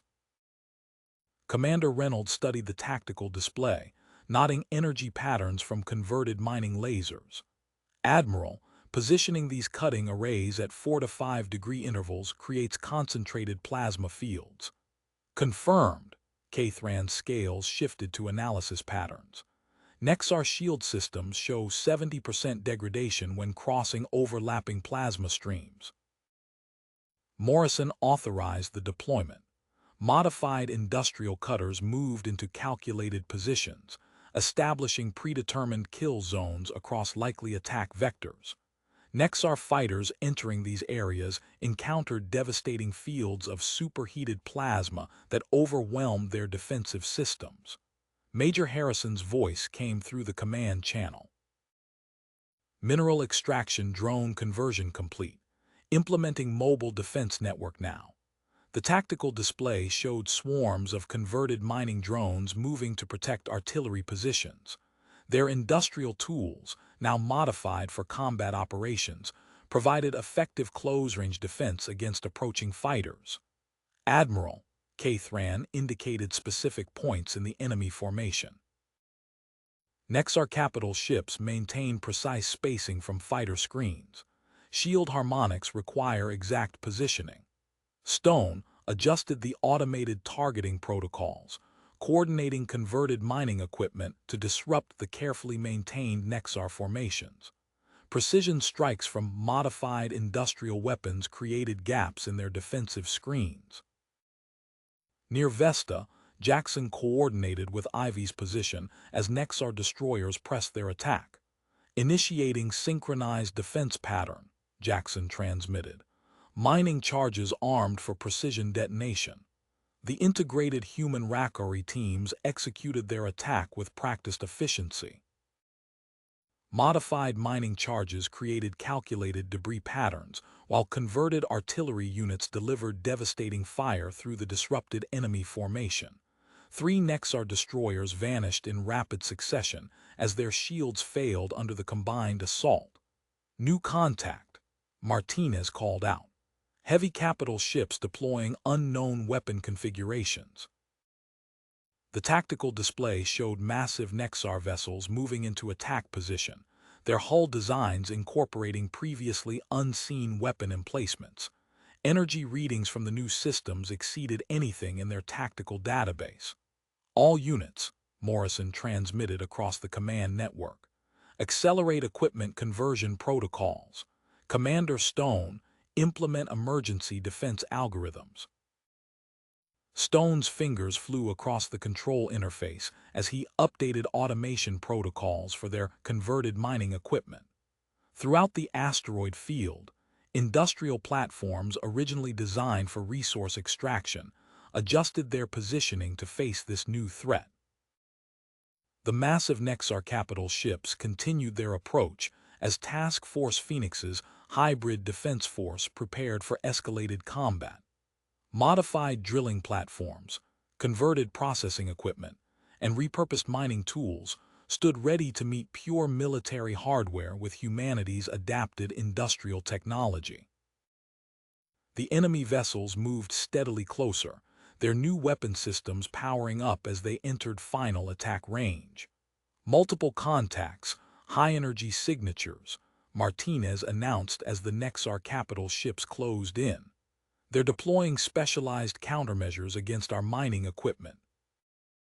Engineering Director Marcus Blackburn strode onto the command deck, his Jupiter Mining Corporation credentials displayed prominently.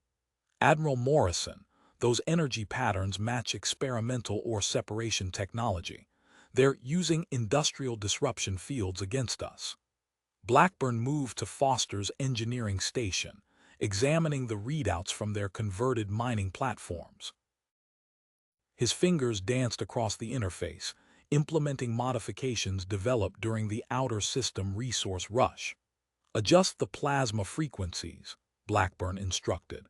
Their countermeasures target standard mining signatures. We can bypass them by modulating the industrial patterns. Foster nodded, transmitting the new specifications across their defense network. All units, implement pattern sigma protocols. Shift power signatures to alternative frequencies. Throughout the asteroid field, converted mining equipment adjusted their operating parameters. Plasma cutters pulsed with modified energy patterns, while mass drivers altered their electromagnetic signatures. At her station, Wang coordinated with mining operations specialist Thomas Shaw as he integrated new control algorithms into their drone network.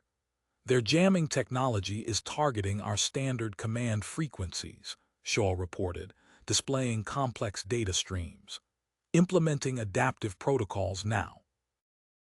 The swarms of converted mining drones responded instantly, their formation shifting as Shaw's algorithms took effect.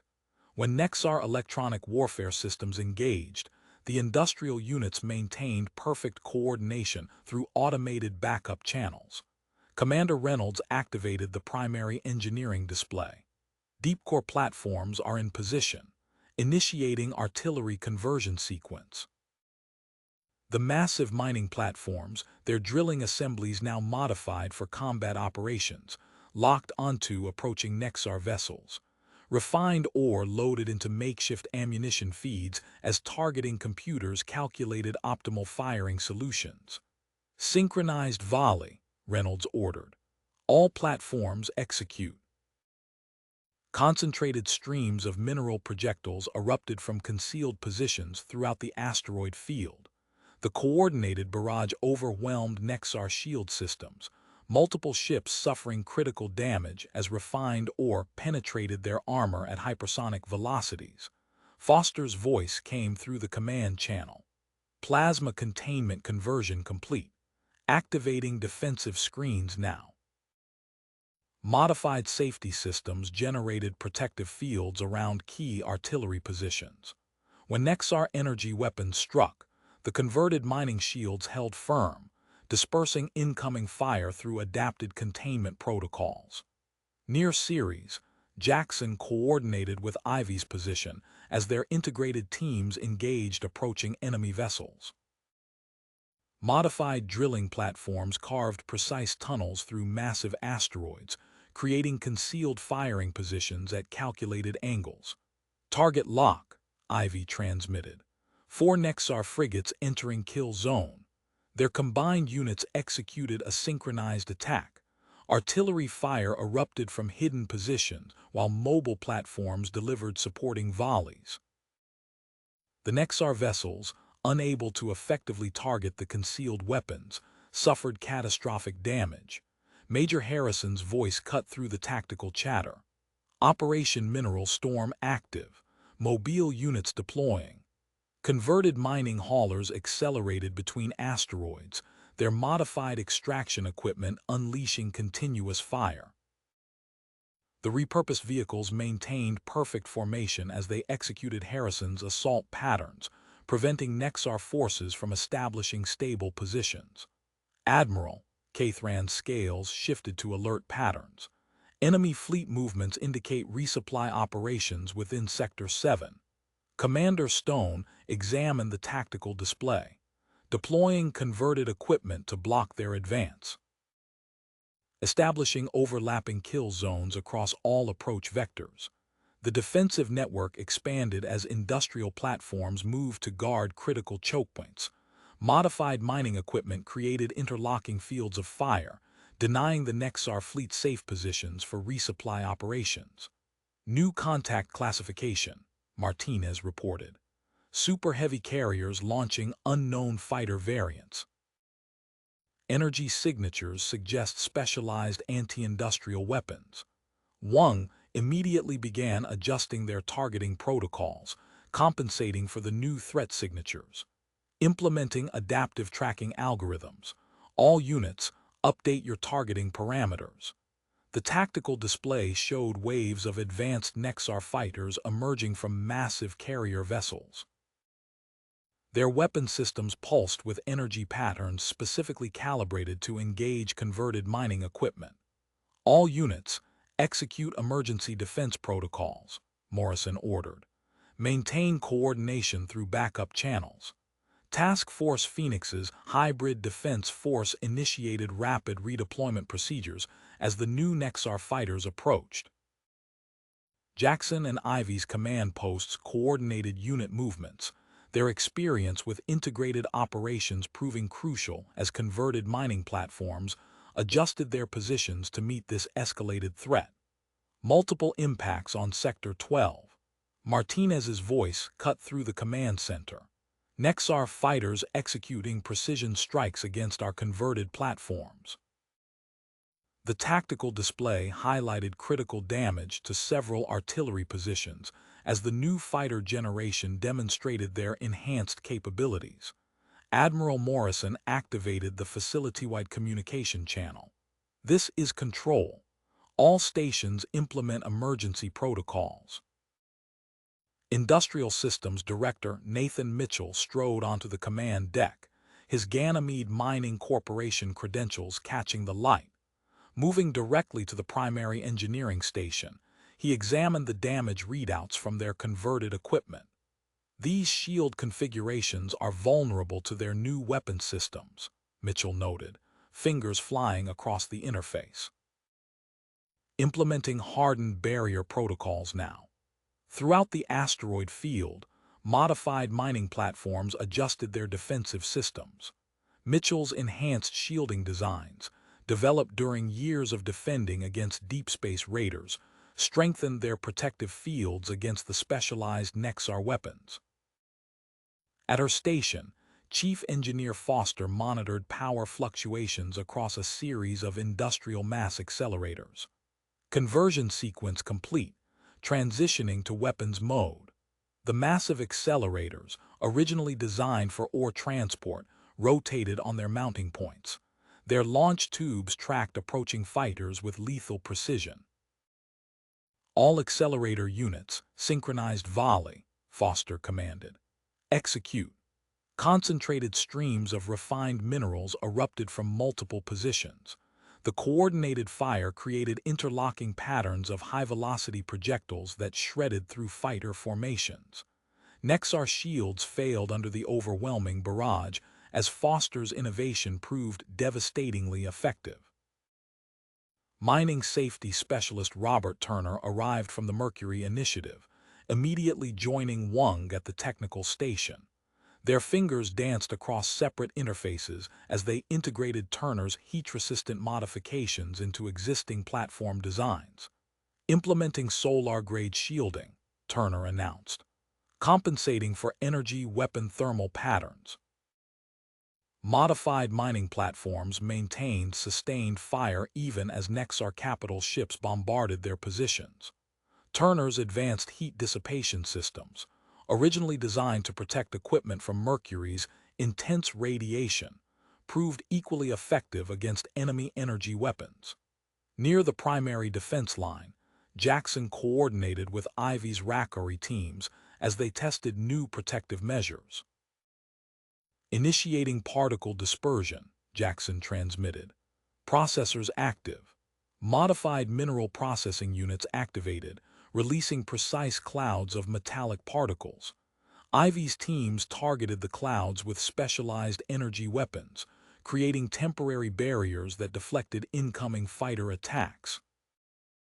Operation Forge Shield performing within parameters, Commander Reynolds confirmed, monitoring the effectiveness of their combined human-Rackery innovation. Industrial automation expert Kevin Anderson interfaced with Major Harrison's command station, enhancing drone control systems throughout their defense network. His experience gained from the Belt Mining Consortium translated perfectly to combat operations. Implementing parallel processing arrays, Anderson reported, enhancing multi-target tracking capabilities. Converted mining drones demonstrated unprecedented coordination, engaging multiple threats simultaneously while maintaining perfect formation integrity. Their enhanced control systems allowed for complex evasive patterns without sacrificing combat effectiveness. Ambassador Cathran's scales shifted to analytical patterns as he studied enemy fighter movements. Power fluctuation detected during evasive maneuvers. Shield systems require significant energy reallocation. Commander Stone adjusted targeting protocols across their artillery network.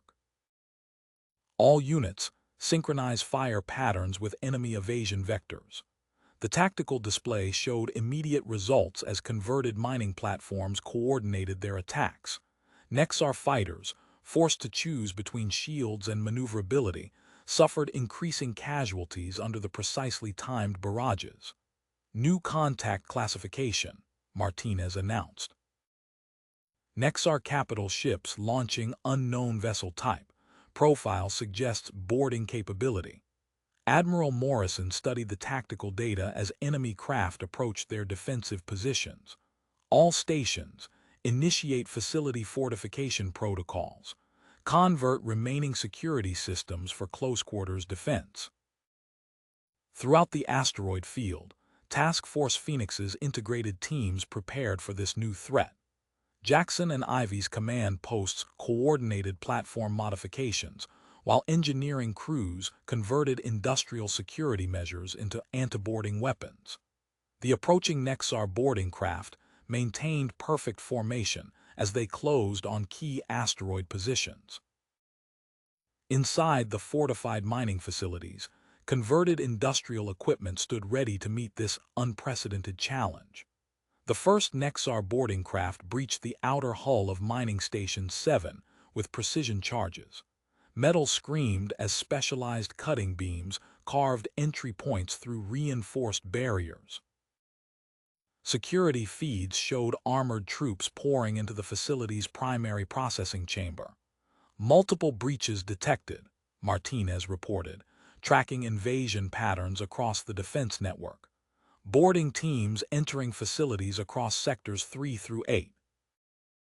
Security Chief Marcus Ramirez strode onto the command deck, his Mars Mining Consortium credentials still visible beneath hastily applied Task Force Phoenix insignia. He moved directly to the security station, analyzing facility schematics with practiced efficiency. Convert the ore processing checkpoints to defensive positions, Ramirez instructed, fingers flying across the interface. Activate emergency bulkhead protocols.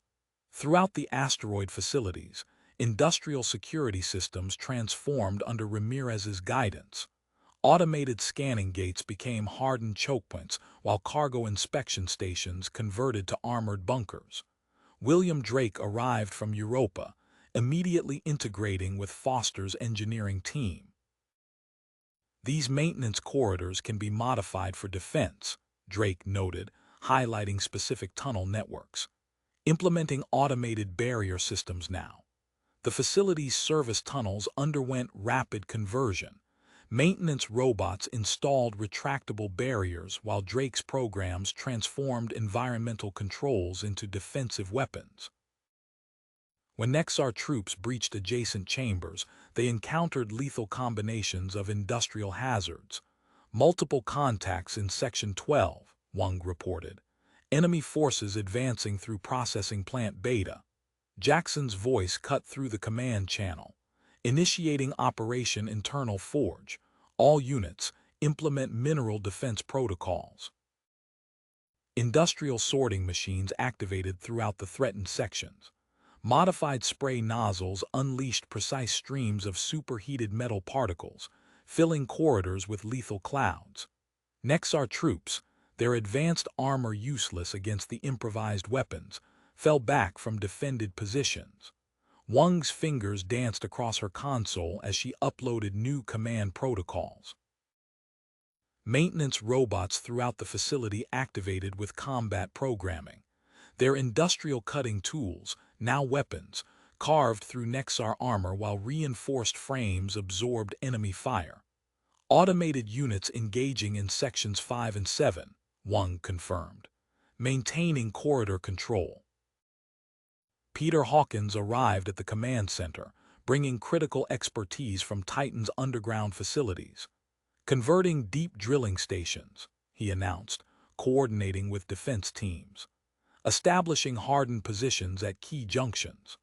The massive drilling platforms, their industrial frames already reinforced against extreme pressures, transformed into fortified strongpoints. Hawkins' modifications created interlocking fields of fire covering vital facility sectors. Kthran's scales rippled with urgency. Enemy sensor patterns detected. They rely on advanced targeting systems for navigation. Activating electromagnetic countermeasures, Commander Stone responded. All units, initiate pulse sequence. Industrial separation units powered up throughout the facility. Their electromagnetic fields, originally designed for ore processing, created zones of sensor interference. Nexar troops, their tactical systems compromised, lost coordination in the affected areas. Near the Vesta Command Center, Jackson coordinated with Ivy's position as boarding teams breached the outer defenses. Convert Processing Line 3, Jackson transmitted. Prepare for close quarters engagement. Their integrated teams responded instantly. Mining equipment transformed into defensive barriers while industrial tools became improvised weapons. When 3 Nexar boarding parties converged on their position, the converted facility became a killing ground. Enemy forces retreating from Sections 3 through 5, Martinez reported. New contacts detected capital ships adjusting position for secondary assault. The tactical display showed Nexar vessels moving into launch positions. Their hangars deployed modified boarding craft, their hulls filled with enhanced breach equipment. All stations, Admiral Morrison transmitted. Accelerate facility fortification efforts. Prepare for increased boarding actions. Commander Reynolds activated the engineering network, converting additional mining platforms, implementing anti-boarding configurations. Throughout the asteroid belt, Task Force Phoenix's integrated defense teams prepared for intensified close-quarters combat. Jackson and Ivy's command posts coordinated platform modifications, while engineering crews transformed industrial systems into weapons of war. The new Nexar assault craft maintained attack formation as they approached defended positions. Their enhanced breach equipment powered up, prepared to test Task Force Phoenix's converted defenses. Inside the fortified mining facilities, modified industrial equipment stood ready to meet this escalated threat. Challenge. Enemy sensor systems detected power fluctuations in Mining Station 7's generator complex. Alert, Martinez announced. Nexar boarding teams adjusting attack patterns. Multiple strike groups converging on power distribution nodes. Power Systems Director James Morrison entered the command center, his Mercury Solar Power Initiative credentials marking him as a recent transfer. He moved swiftly to the primary engineering console, analyzing the facility's power grid. Their forces are targeting critical infrastructure, Morrison noted, hands moving across the interface. Implementing hardened containment protocols for all generator systems. Throughout the asteroid facilities, industrial power stations underwent rapid modification. Morrison's specialized shielding designs, proven effective against Mercury's intense solar radiation, created reinforced barriers around vital power systems. Michael Shaw arrived from the Europa Deep Core facility, immediately integrating with Foster's engineering team. Converting mineral processing reactors, Shaw reported, highlighting secondary power nodes. Establishing redundant distribution networks. The facility's power grid transformed under their guidance. Processing reactors, originally designed to extract energy from mineral samples, became emergency power stations. Shaw's modifications created overlapping energy networks that maintained weapon systems even as Nexar forces breached primary generators. Initiating Operation Power Forge, Jackson transmitted from his command post.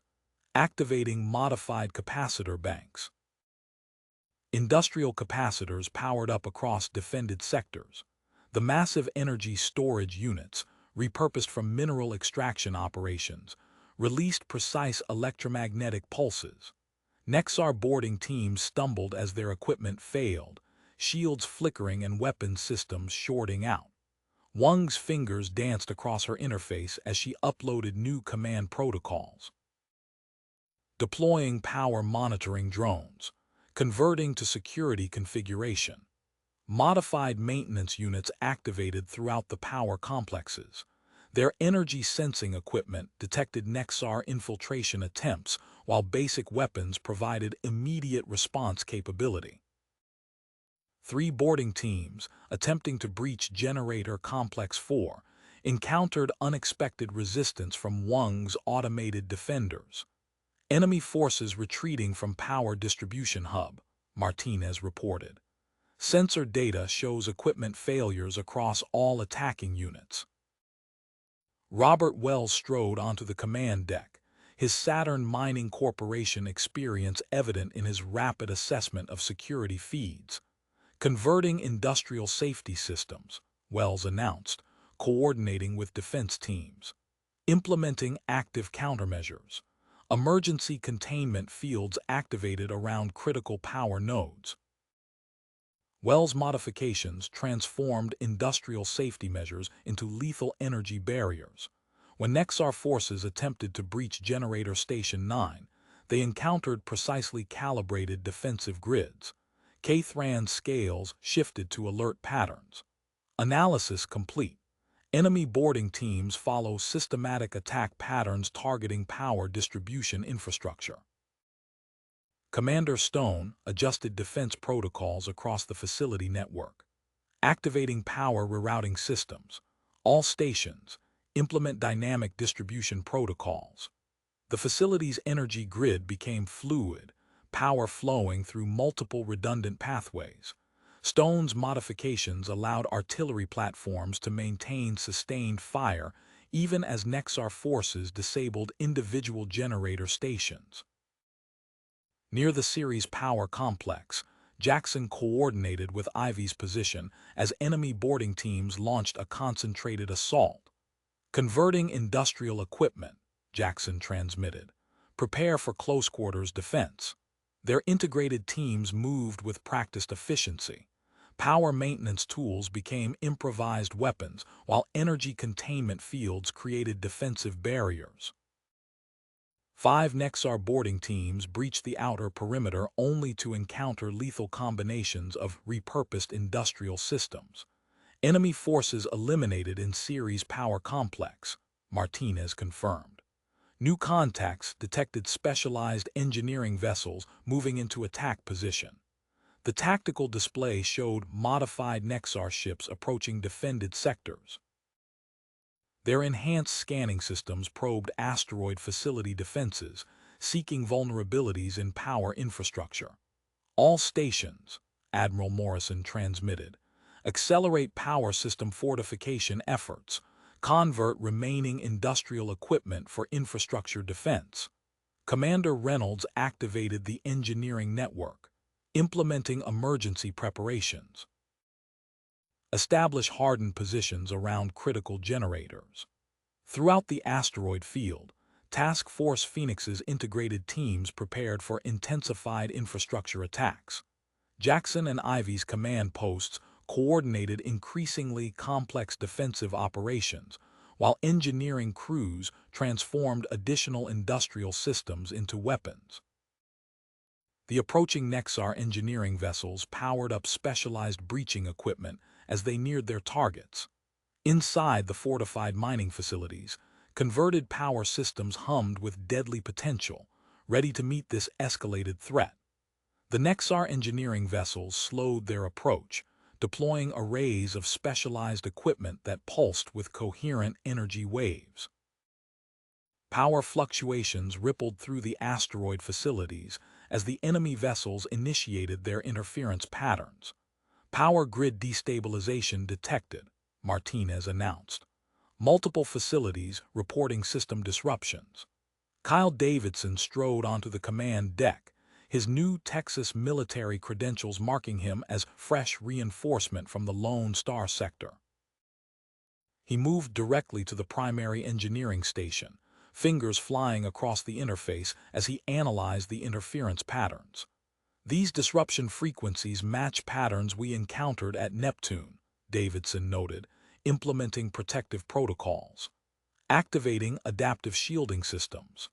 Industrial power conduits throughout the facility network underwent rapid reconfiguration.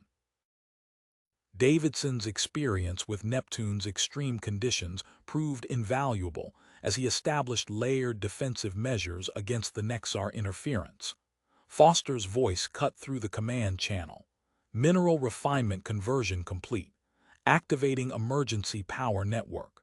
Modified processing units hummed to life across defended positions. The converted refinement systems channeled energy through purified mineral fuel cells, providing sustained power to weapon emplacements.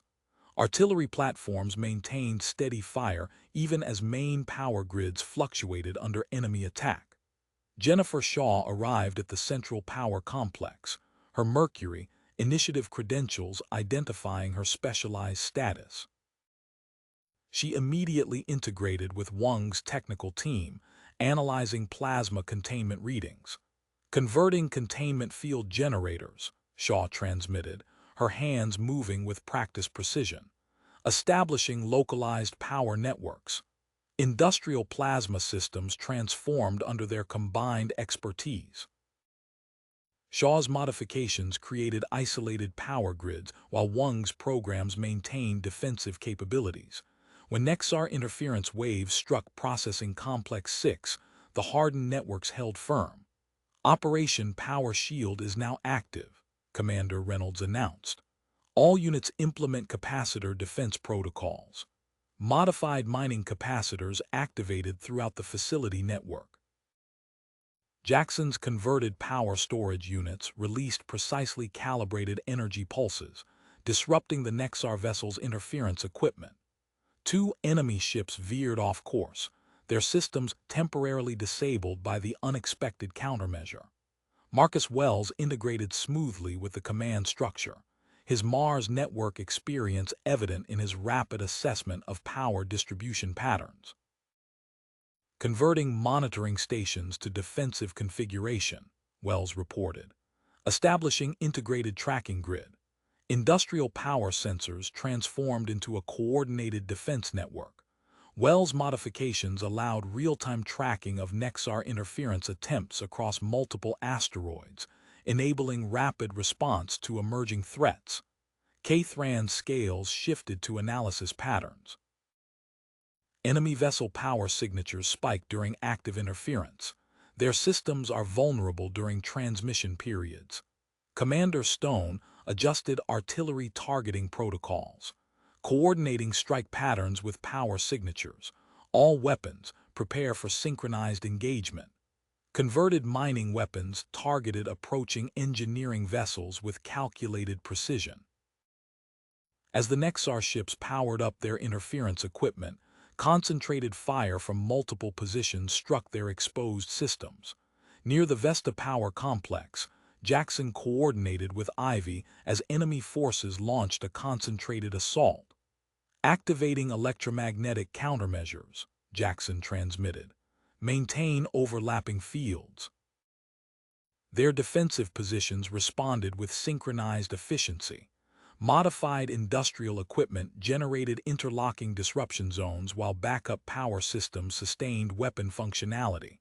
3 Nexar engineering vessels, caught in the coordinated defense, erupted in sequential explosions. "Alert!" Martinez called out. "Capital ships deploying unknown technology." Energy-dampening signatures detected across multiple sectors. The tactical display showed massive Nexar vessels moving into position, their hulls dripping with advanced power suppression systems.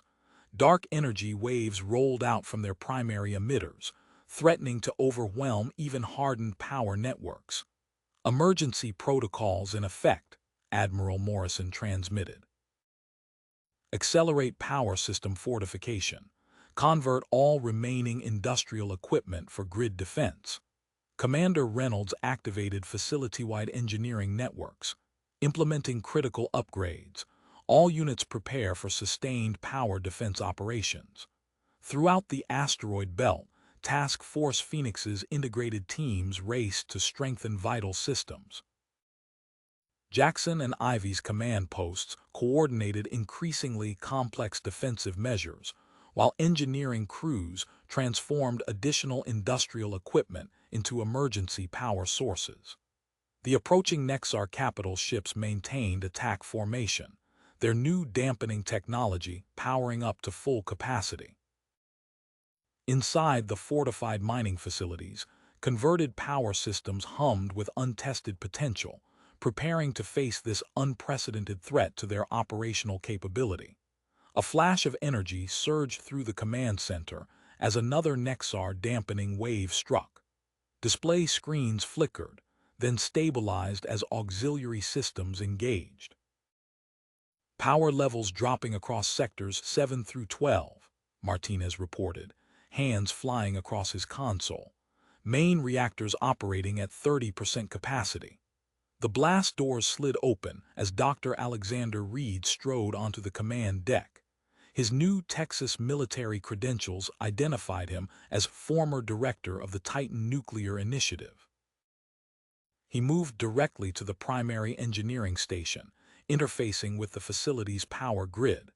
"These dampening waves follow predictable emission patterns," Reed noted, analyzing the energy signatures.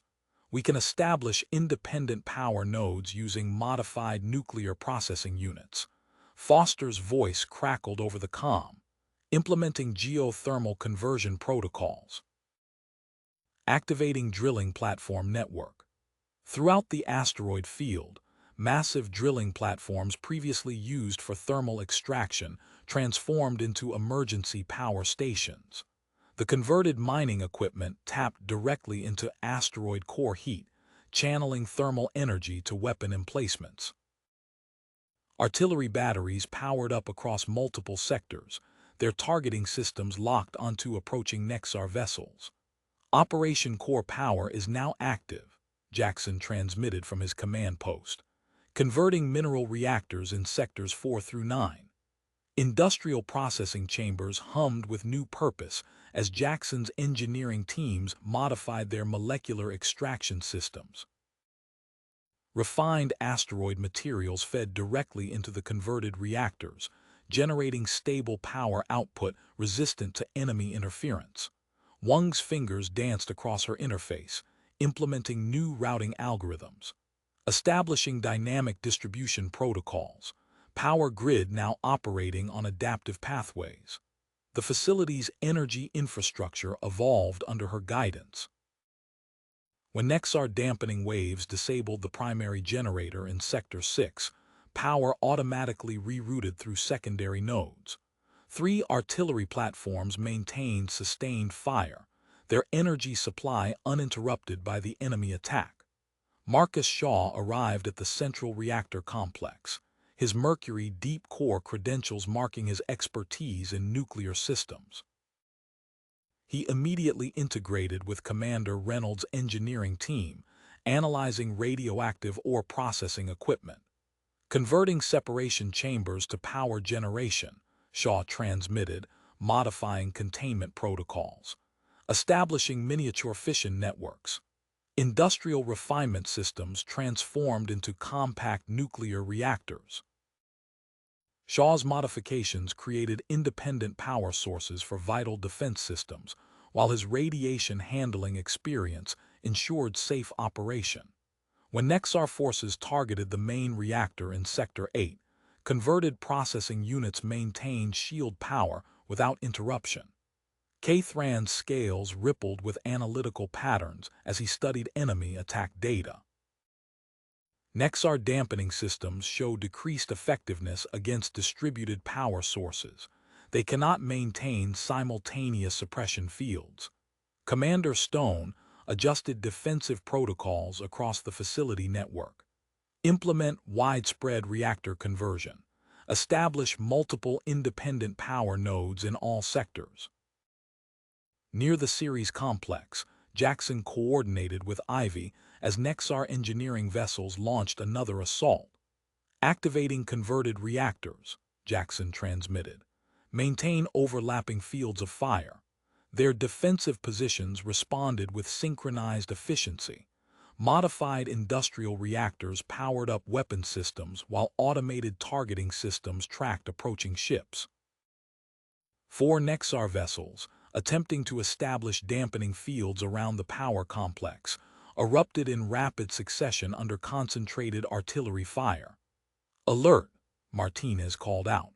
Capital ships deploying new technology. Energy absorption signatures detected different from previous dampening systems. The tactical display showed massive Nexar vessels moving into attack position, their hulls overflowing with arrays of dark energy collectors. The enemy ships began powering up their absorption systems, preparing to drain energy directly from the asteroid facilities. All stations, Admiral Morrison transmitted. Accelerate reactor conversion operations. Establish additional power generation nodes immediately. Commander Reynolds activated facility-wide engineering protocols, implementing emergency power solutions. All units prepare for sustained energy defense. Throughout the asteroid belt, Task Force Phoenix's integrated teams race to expand their power generation capabilities. Jackson and Ivy's command posts coordinated increasingly complex defensive measures, while engineering crews worked to convert every available piece of industrial equipment into emergency power sources. The Nexar capital ships maintained their approach, new absorption technology pulsing with ominous energy. Inside the fortified mining facilities, clusters of converted reactors powered up to full capacity, their combined output creating an intricate web of independent power sources. Energy readings plummeted across facility displays as the Nexar vessel's absorption systems engaged. Power conduits dimmed throughout the asteroid network, while defense turrets struggled to maintain targeting locks. Power drain exceeding critical thresholds, Martinez announced. Primary systems down to 15% capacity. The command center's blast doors opened as Dr. Richard Cooper rushed in, his Saturn project credentials displayed prominently. Without pause, he moved to the quantum control station and accessed the industrial systems interface. Converting quantum stabilizers to retention mode, Cooper transmitted, his fingers flying across holographic controls. Establishing energy containment fields. Industrial quantum systems hummed with new purpose as Cooper's modifications took effect. Storage matrices previously used to stabilize mineral extraction now captured and held power reserves, creating pockets of protected energy throughout the facility network. Foster's voice cut through the mounting crisis. Mineral laser arrays responding to new protocols, implementing reflection modifications. Massive industrial cutters swiveled on their mounting points, their internal crystals realigning under Foster's guidance.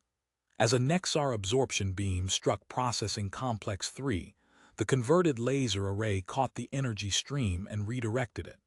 The enemy vessel's collection systems overloaded instantly, its hull rupturing from uncontrolled power feedback. Operation Energy Shield is now active, Jackson transmitted from his command post, activating converted storage network. Industrial refinement chambers transformed into distributed power banks. When Nexar drainage fields targeted the artillery positions in Sector 5, Jackson's modified tanks released precise energy bursts to maintain weapon functionality. 3 enemy ships, pressing their attack, found their targets still fully operational despite sustained absorption attempts. Wang accessed the electromagnetic control systems, converting separation units to disruption mode, establishing protective fields. Mining machinery designed to process ore through magnetic forces now generated precise interference patterns. Nexar absorption beams scattered harmlessly against the modified equipment's output, unable to establish stable targeting locks on critical power nodes. Davidson integrated with the main engineering station, his Mars grid expertise evident in his rapid system assessment.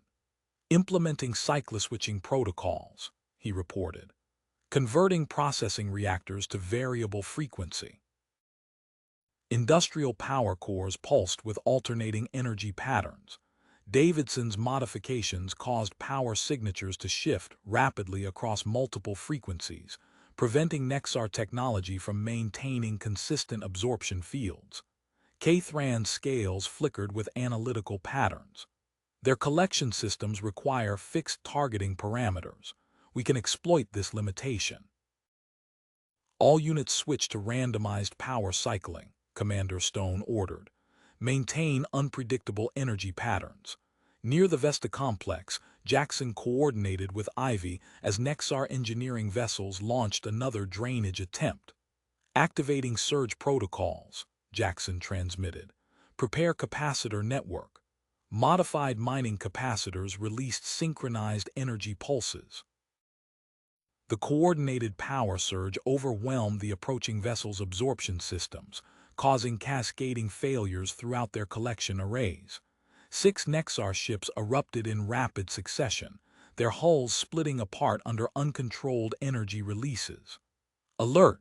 Martinez called out. "Capital ships repositioning." New energy weapon signatures detected designed specifically for industrial power systems. The tactical display showed massive Nexar vessels moving to surround critical infrastructure, their weapon arrays charging with ominous purpose. "Accelerate protective measures," Admiral Morrison transmitted. "Convert all remaining industrial equipment for power defense." Commander Reynolds activated facility-wide engineering protocols. Implementing critical upgrades, all units prepare for sustained operations. Throughout the asteroid belt, Task Force Phoenix's integrated teams raced to strengthen vital systems. Jackson and Ivy's command posts coordinated increasingly complex power management operations, while engineering crews transformed additional mining equipment into defensive positions. The Nexar capital ships continued their approach, energy weapons building to full capacity. Inside the fortified facilities, clusters of converted industrial systems hummed with protective purpose, their combined capabilities creating an intricate defense network against the enemy's evolving threats. Through the command center's main entrance, industrial systems architect Brian Hawthorne strode in, his Kuiper belt credentials displaying his authority over autonomous mining operations. He moved directly to the industrial control station, interfacing with the facility's fabrication systems. Converting mineral fabrication units to power generation mode, Hawthorne transmitted, his fingers moving across holographic controls. implementing self-replication protocols. The industrial fabrication chambers hummed as their internal systems reconfigured. Machines designed to process raw asteroid materials now generated compact power cores, their production lines operating continuously without human intervention. Foster's voice cut through the facility network. Mobile power platform conversion successful, deploying modified mining drones. Streams of autonomous units detached from their docking stations, their industrial extraction equipment repimbued with compact generators. The converted drones spread throughout defensive positions, processing asteroid materials into emergency power supplies. Establishing geothermal tap network, Jackson transmitted from his command post. Operation Power Matrix now active. Deep core drilling platforms activated across multiple sectors, their massive bits cutting through asteroid rock. Modified industrial equipment reached core materials, converting thermal energy into stable power output. When Nexar absorption beams struck Artillery Platform 7, its weapons maintained sustained fire through independent geothermal sources. Wang accessed the manufacturing control systems, activating emergency cell production, converting replication units. Industrial assembly lines transformed their output parameters. Wang's modified systems processed asteroid materials into standardized power cells, maintaining constant supply to defensive positions. 3 artillery batteries in Sector 9, cut off from main power by Nexar weapons, switched seamlessly to portable units. Marcus Shaw integrated with the facility's production network, his Mars Initiative experience evident in his rapid system assessment. Converting mineral plants to distributed generation mode, Shaw reported. Establishing automated power grid. Processing facilities throughout the asteroid belt transformed under Shaw's guidance. Industrial equipment previously used for ore refinement now generated overlapping fields of sustainable power, creating redundant energy networks resistant to enemy attacks. Kthran scales shifted to analytical patterns. Nexar weapon systems require 23 seconds between energy discharges. Shield strength drops 12% during recharge cycle. Implement synchronized attack protocols, Commander Stone ordered. Target enemy vessels during power cycling. Near the Ceres complex, Jackson coordinated with Ivy as modified industrial replicators activated. Autonomous power network engaging, Jackson transmitted, maintaining production sequences. Their converted mining equipment operated with precise coordination. Self-sustaining power generators spread across the sector while automated defense systems tracked enemy movements. When Nexar vessels entered recharge cycles, concentrated fire from multiple positions struck through weakened shields. Alert, Martinez called out. Enemy capital ships launching mechanical boarding units. Detecting advanced combat automaton signatures.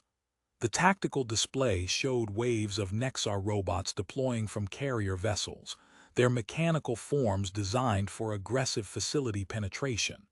Convert remaining industrial units to security platforms, Admiral Morrison transmitted.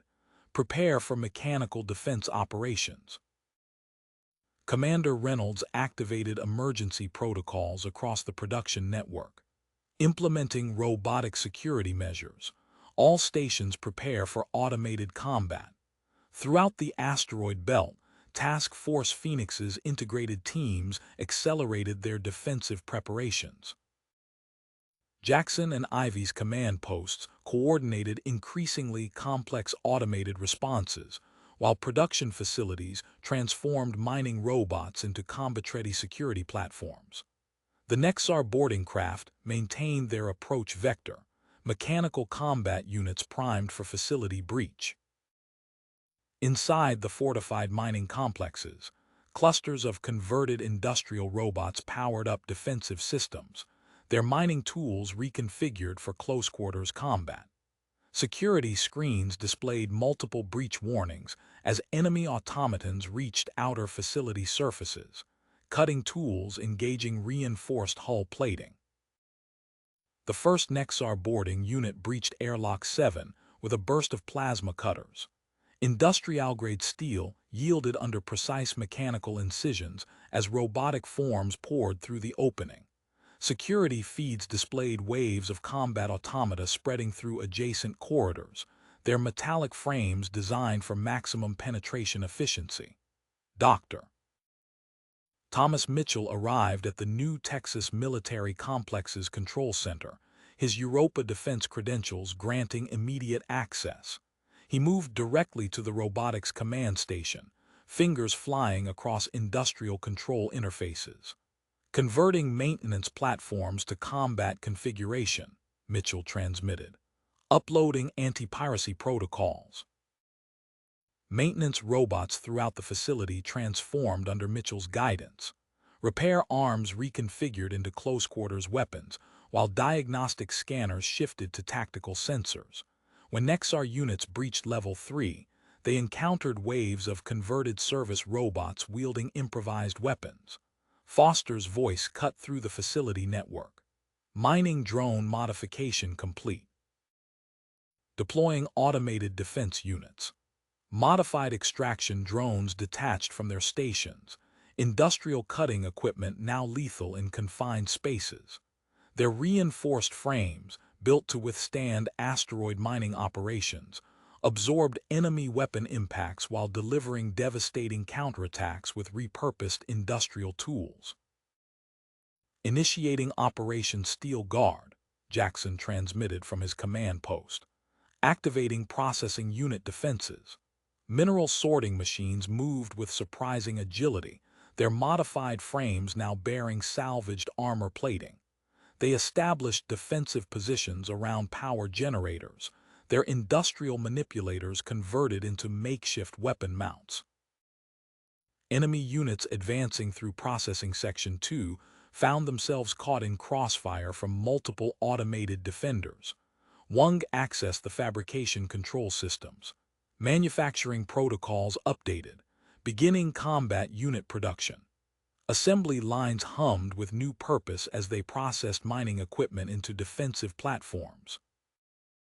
When Nexar forces breached the manufacturing sector, fresh waves of converted industrial robots met their advance. The continuous production matched the enemy's deployment capabilities, creating sustained mechanical resistance throughout the facility.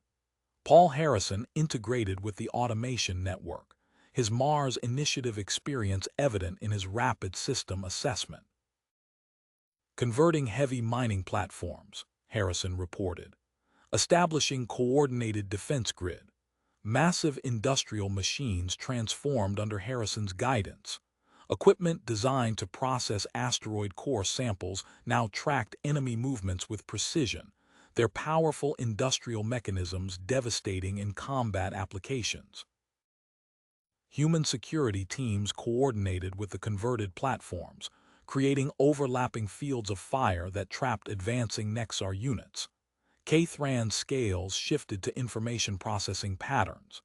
Enemy targeting systems show decreased efficiency against erratic industrial movements. Their combat programming expects military precision. Implement random movement variables, Commander Stone ordered. Keep defensive patterns unpredictable. Near the Vesta Power Complex, Jackson coordinated with Ivy as waves of Nexar combat units approached. Activating Integrated Defense Network, Jackson transmitted. Deploying converted mining teams.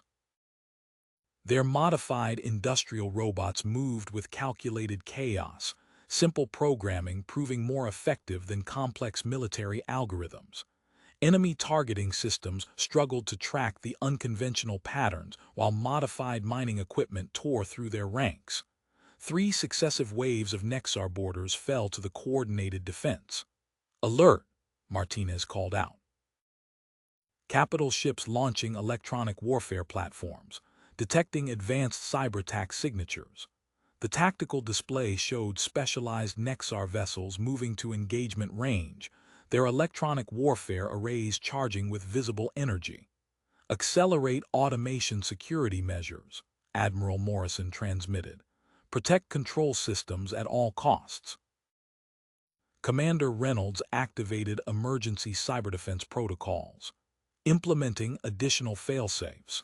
All stations prepare for electronic warfare. Throughout the asteroid belt, Task Force Phoenix's integrated teams prepared for the next phase of combat. Jackson and Ivy's command posts coordinated increasingly complex automated defenses, while technical crews worked to harden their robotic systems against electronic attack. The Nexar electronic warfare platforms maintained their approach, cyberweapon signatures building to dangerous levels. Inside the fortified facilities, clusters of converted mining robots continued their defense operations, while engineering teams raced to implement new security protocols against the mounting electronic threat.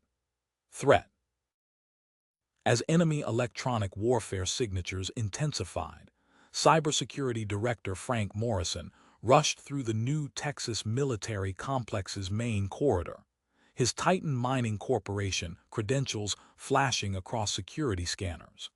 He moved directly to the central control hub, interfacing with the primary automation networks.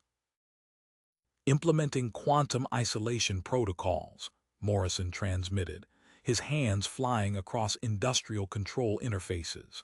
Converting mining AI architecture to distributed defense mode.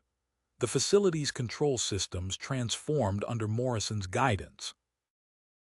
Networks originally designed to coordinate automated mining operations now operated through encrypted quantum channels, their industrial-grade security measures enhanced to military specifications.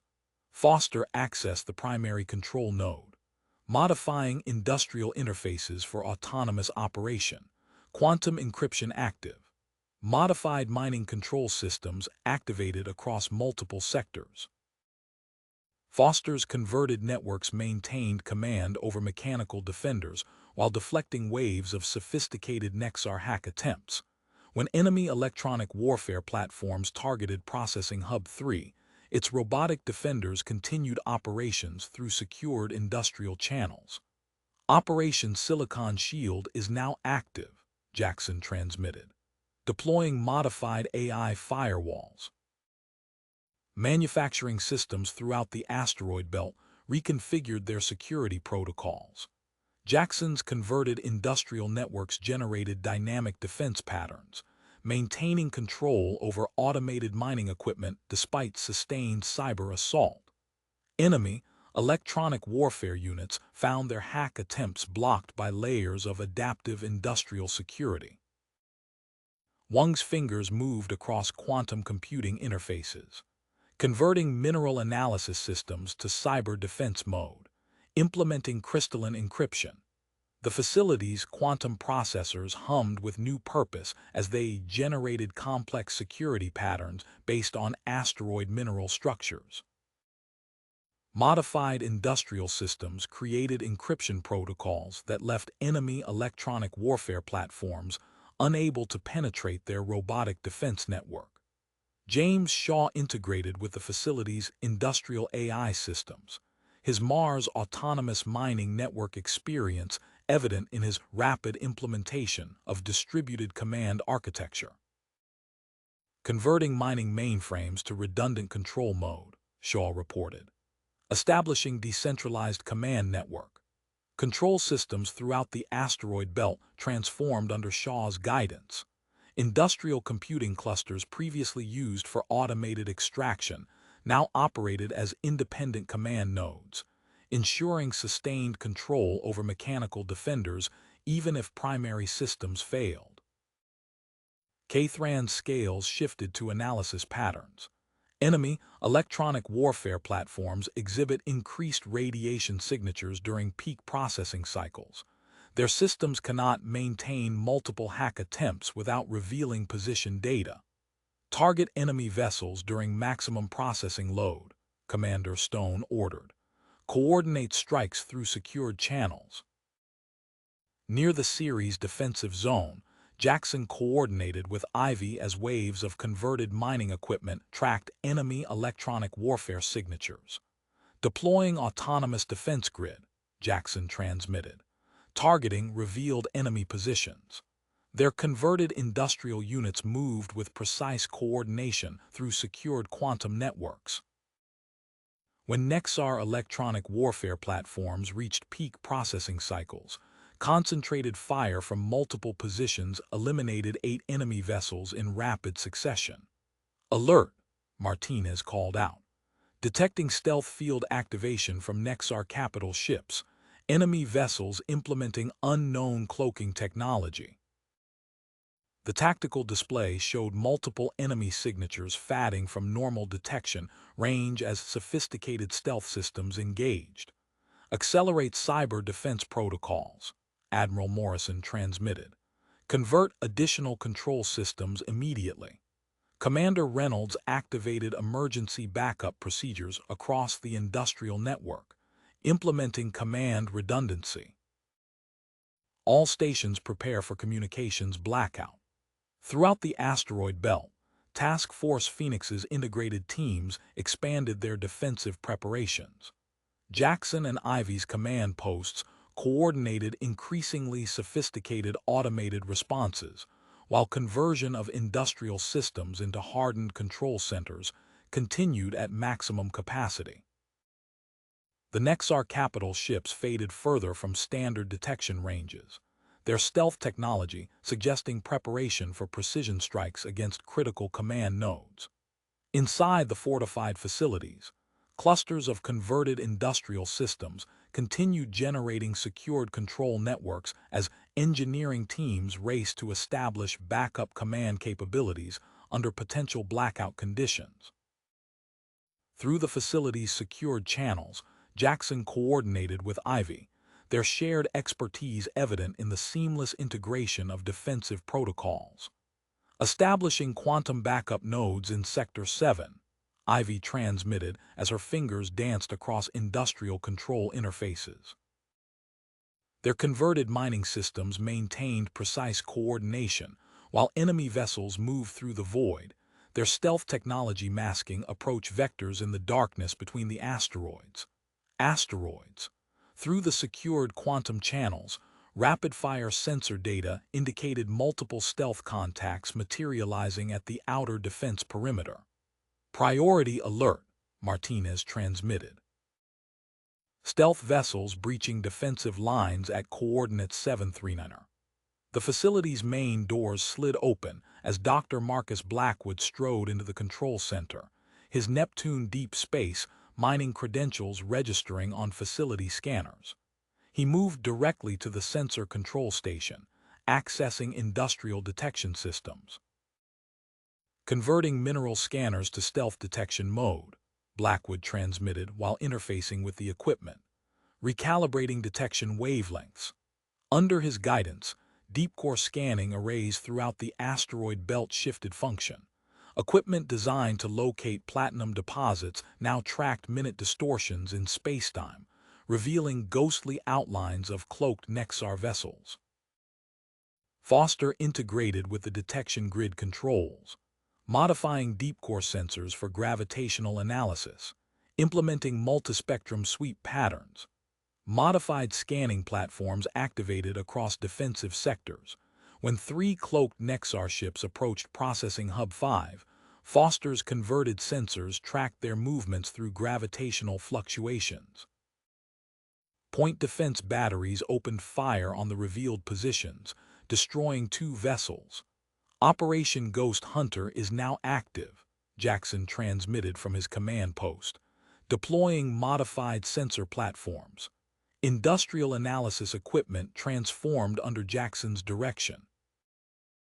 Mineral scanning arrays generated overlapping detection fields, tracking energy emissions across the electromagnetic spectrum.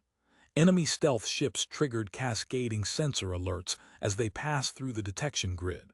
Wung access drone control systems, updating atmospheric monitoring protocols, launching modified patrol units.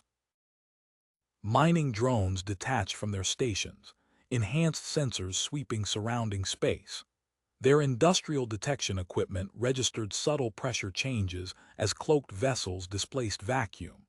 When a Nexar stealth squad attempted to infiltrate Manufacturing Section 3, Wang's modified drones tracked their approach vector and guided defensive fire. Robert Shaw integrated with the facility's sensor network, his Mars detection grid experience evident in his rapid system optimization. Converting ore detection arrays, Shaw reported, establishing linked tracking stations. Detection equipment throughout the asteroid belt transformed under Shaw's guidance. Industrial sensors previously used to locate mineral deposits now maintained constant coverage of approach vectors, feeding targeting data to defensive positions. K-THRAN scales shifted to analysis patterns.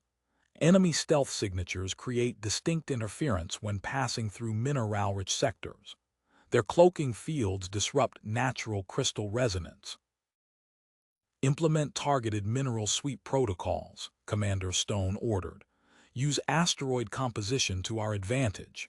Near the Ceres command complex, Jackson coordinated with Ivy as waves of cloaked vessels approached. Activating integrated detection grid, Jackson transmitted. Multiple stealth contacts acquired.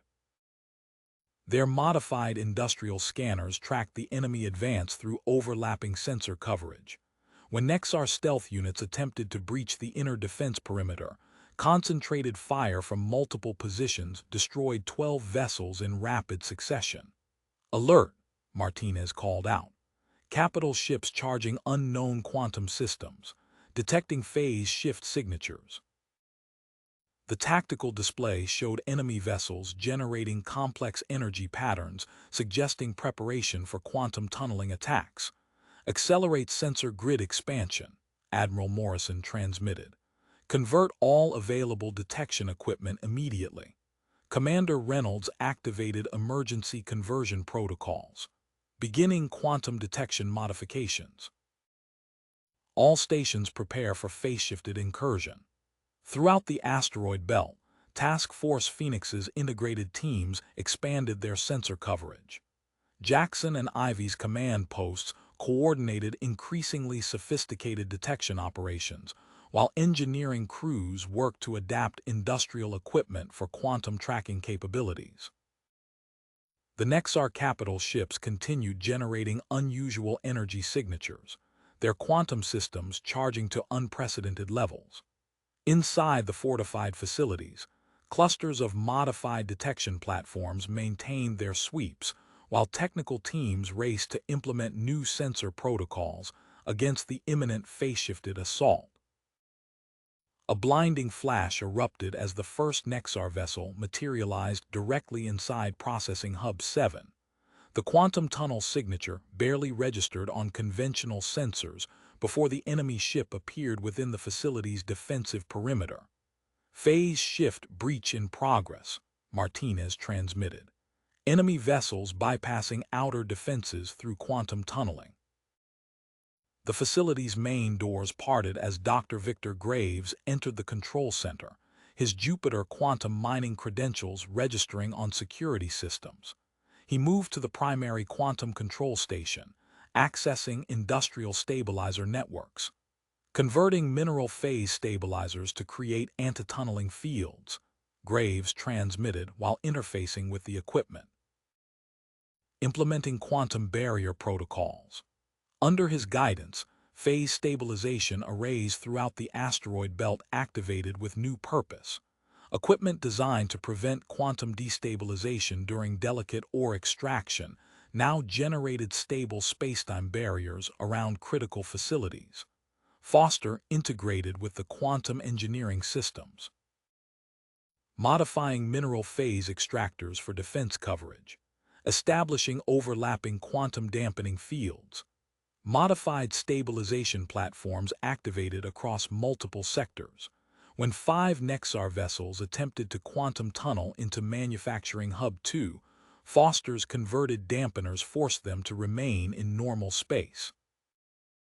Point defense batteries eliminated 3 ships before they could disengage.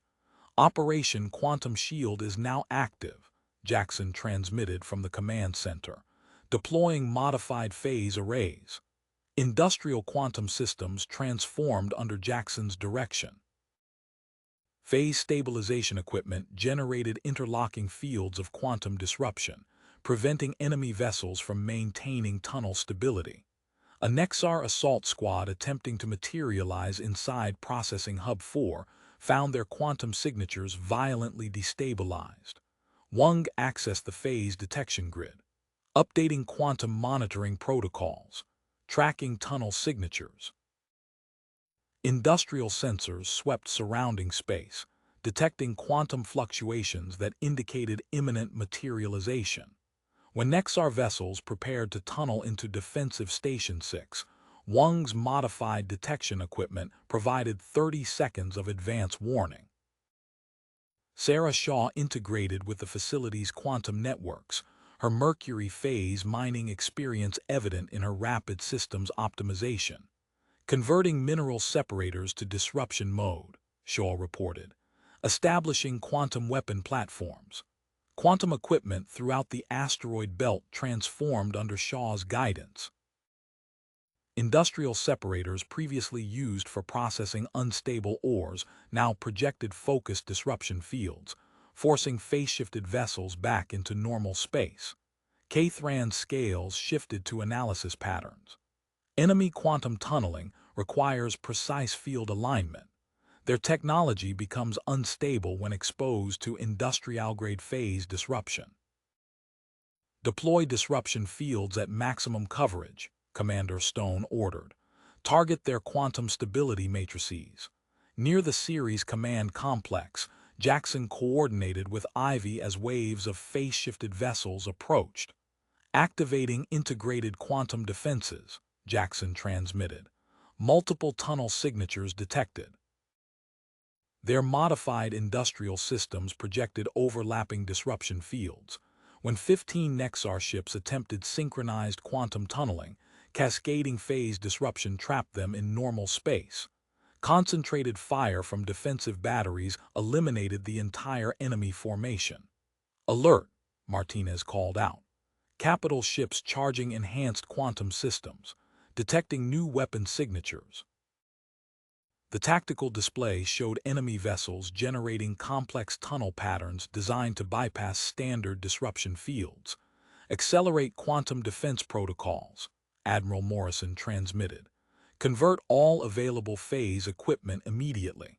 Commander Reynolds activated emergency quantum conversion procedures, implementing enhanced disruption platforms. All stations prepare for coordinated phase assault. Throughout the asteroid belt, Task Force Phoenix's integrated teams expanded their quantum defenses. Jackson and Ivy's command posts coordinated increasingly sophisticated anti-tunneling operations, while engineering crews worked to adapt additional mining equipment against the enemy's enhanced phase technology. The Nexar capital ships continued charging their quantum weapons, preparing for what sensors indicated would be an unprecedented phase-shifted assault. Inside the fortified facilities, clusters of converted mining equipment maintained their quantum disruption fields, while technical teams raced to implement new defensive protocols against the impending attack. The tactical displays flashed red as hundreds of quantum signatures materialized across the asteroid belt. Nexar vessels phased into existence at multiple points, their hulls shimmering with advanced stealth fields. Multiple breaches detected, Martinez called out. Enemy vessels emerging through quantum tunnels in sectors 3 through 17. Foster's hands flew across the engineering controls. Wang, redirect power from the mineral processing reactor. We can use the core's quantum matrix. Wang nodded, his fingers already dancing across the interface. Converting main reactor systems, channeling power through modified phase stabilizers. The massive industrial reactor at Ceres' heart hummed with new purpose. Energy collected from multiple asteroid cores surged through repurposed conduits as Foster and Wang's modifications transformed the mining equipment into something unprecedented. Quantum resonance generator online, Foster transmitted. Preparing to initiate phase disruption wave. Jackson integrated tactical data from multiple defense stations. All positions synchronized converted mining platforms on my mark. Through their secured channel, Ivy's voice carried crisp acknowledgement. Processing hubs 1 through 12 standing by. Modified cutters charged and targeting solutions locked. The enemy fleet pressed their advantage, quantum signatures flickering as more ships materialized.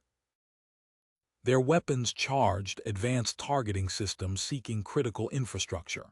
Now, Jackson commanded. Foster activated the converted reactor. A visible wave of quantum disruption expanded outward from Ceres, rippling through space like heat distortion over desert sand. As it touched each Nexar vessel, their quantum fields collapsed. Ships trapped mid-phase snapped back to normal space, their carefully coordinated formations shattered. All enemy vessels visible, Martinez reported. Phase signatures neutralized across all sectors. Execute synchronized response, Jackson transmitted. Converted mining equipment activated across the asteroid belt. Industrial quantum stabilizers projected focused disruption fields, while modified mineral cutters unleashed precisely targeted energy beams. Repurposed drilling platforms pivoted on their axes. Improvised weapons finding gaps in enemy shields calibrated against military ordnance. From her position at the command center's observation window, Ambassador Cathran watched the battle unfold. Her scales shifted through patterns of disbelief as human mining equipment systematically dismantled the most advanced fleet in known space. "Remarkable," she whispered. "We never considered such adaptations possible." Jackson's voice cut through the command channel. "Ivy, form up on my position. Target the enemy flagship with modified drone Group 7. Acknowledged." Deploying phase disruption drones now. Their coordinated assault caught the Nexar command vessel as it attempted to re-establish quantum tunneling capability. Modified mining drones swarmed the massive ship, their industrial sensors tracking every attempt at phase shifting. The flagship materialized directly in the firing arc of 50 converted extraction lasers. The result was devastating. Energy beams designed to cut through solid asteroid rock, carved through advanced alien armor. Secondary explosions cascaded along the flagship's hull as its power systems overloaded. "Enemy command structure eliminated," Martinez announced, detecting mass disorganization among remaining Nexar forces. The tactical display showed enemy vessels breaking formation, quantum systems failing as they attempted desperate retreats. Of the original invasion fleet, over 60% lay scattered in pieces across the asteroid belt. A transmission cut through all channels, its signature marking it as Nexar High Command. The message was brief formal surrender, followed by coordinates marking their withdrawal vectors from the solar system. In the Ceres observation dome, Jackson found Ivy watching debris drift past the reinforced windows. Her typically rigid posture had softened, though her eyes remained sharp as they tracked movement among the asteroids. "I was wrong about your people," she said without turning. "We assumed industrial technology meant primitive capability. We failed to see its potential." Jackson moved to stand beside her. The last converted mining platforms locked into position around Ceres, their improvised weapons standing ready. In the low gravity, he felt rather than saw Ivy shift closer. "The integrated defense network is complete," she said. "Though I suspect we've only begun to explore its possibilities." Through the dome's transparent panels, Earth shone as a distant beacon among the stars, now better protected thanks to the unexpected combination of human ingenuity and alien expertise.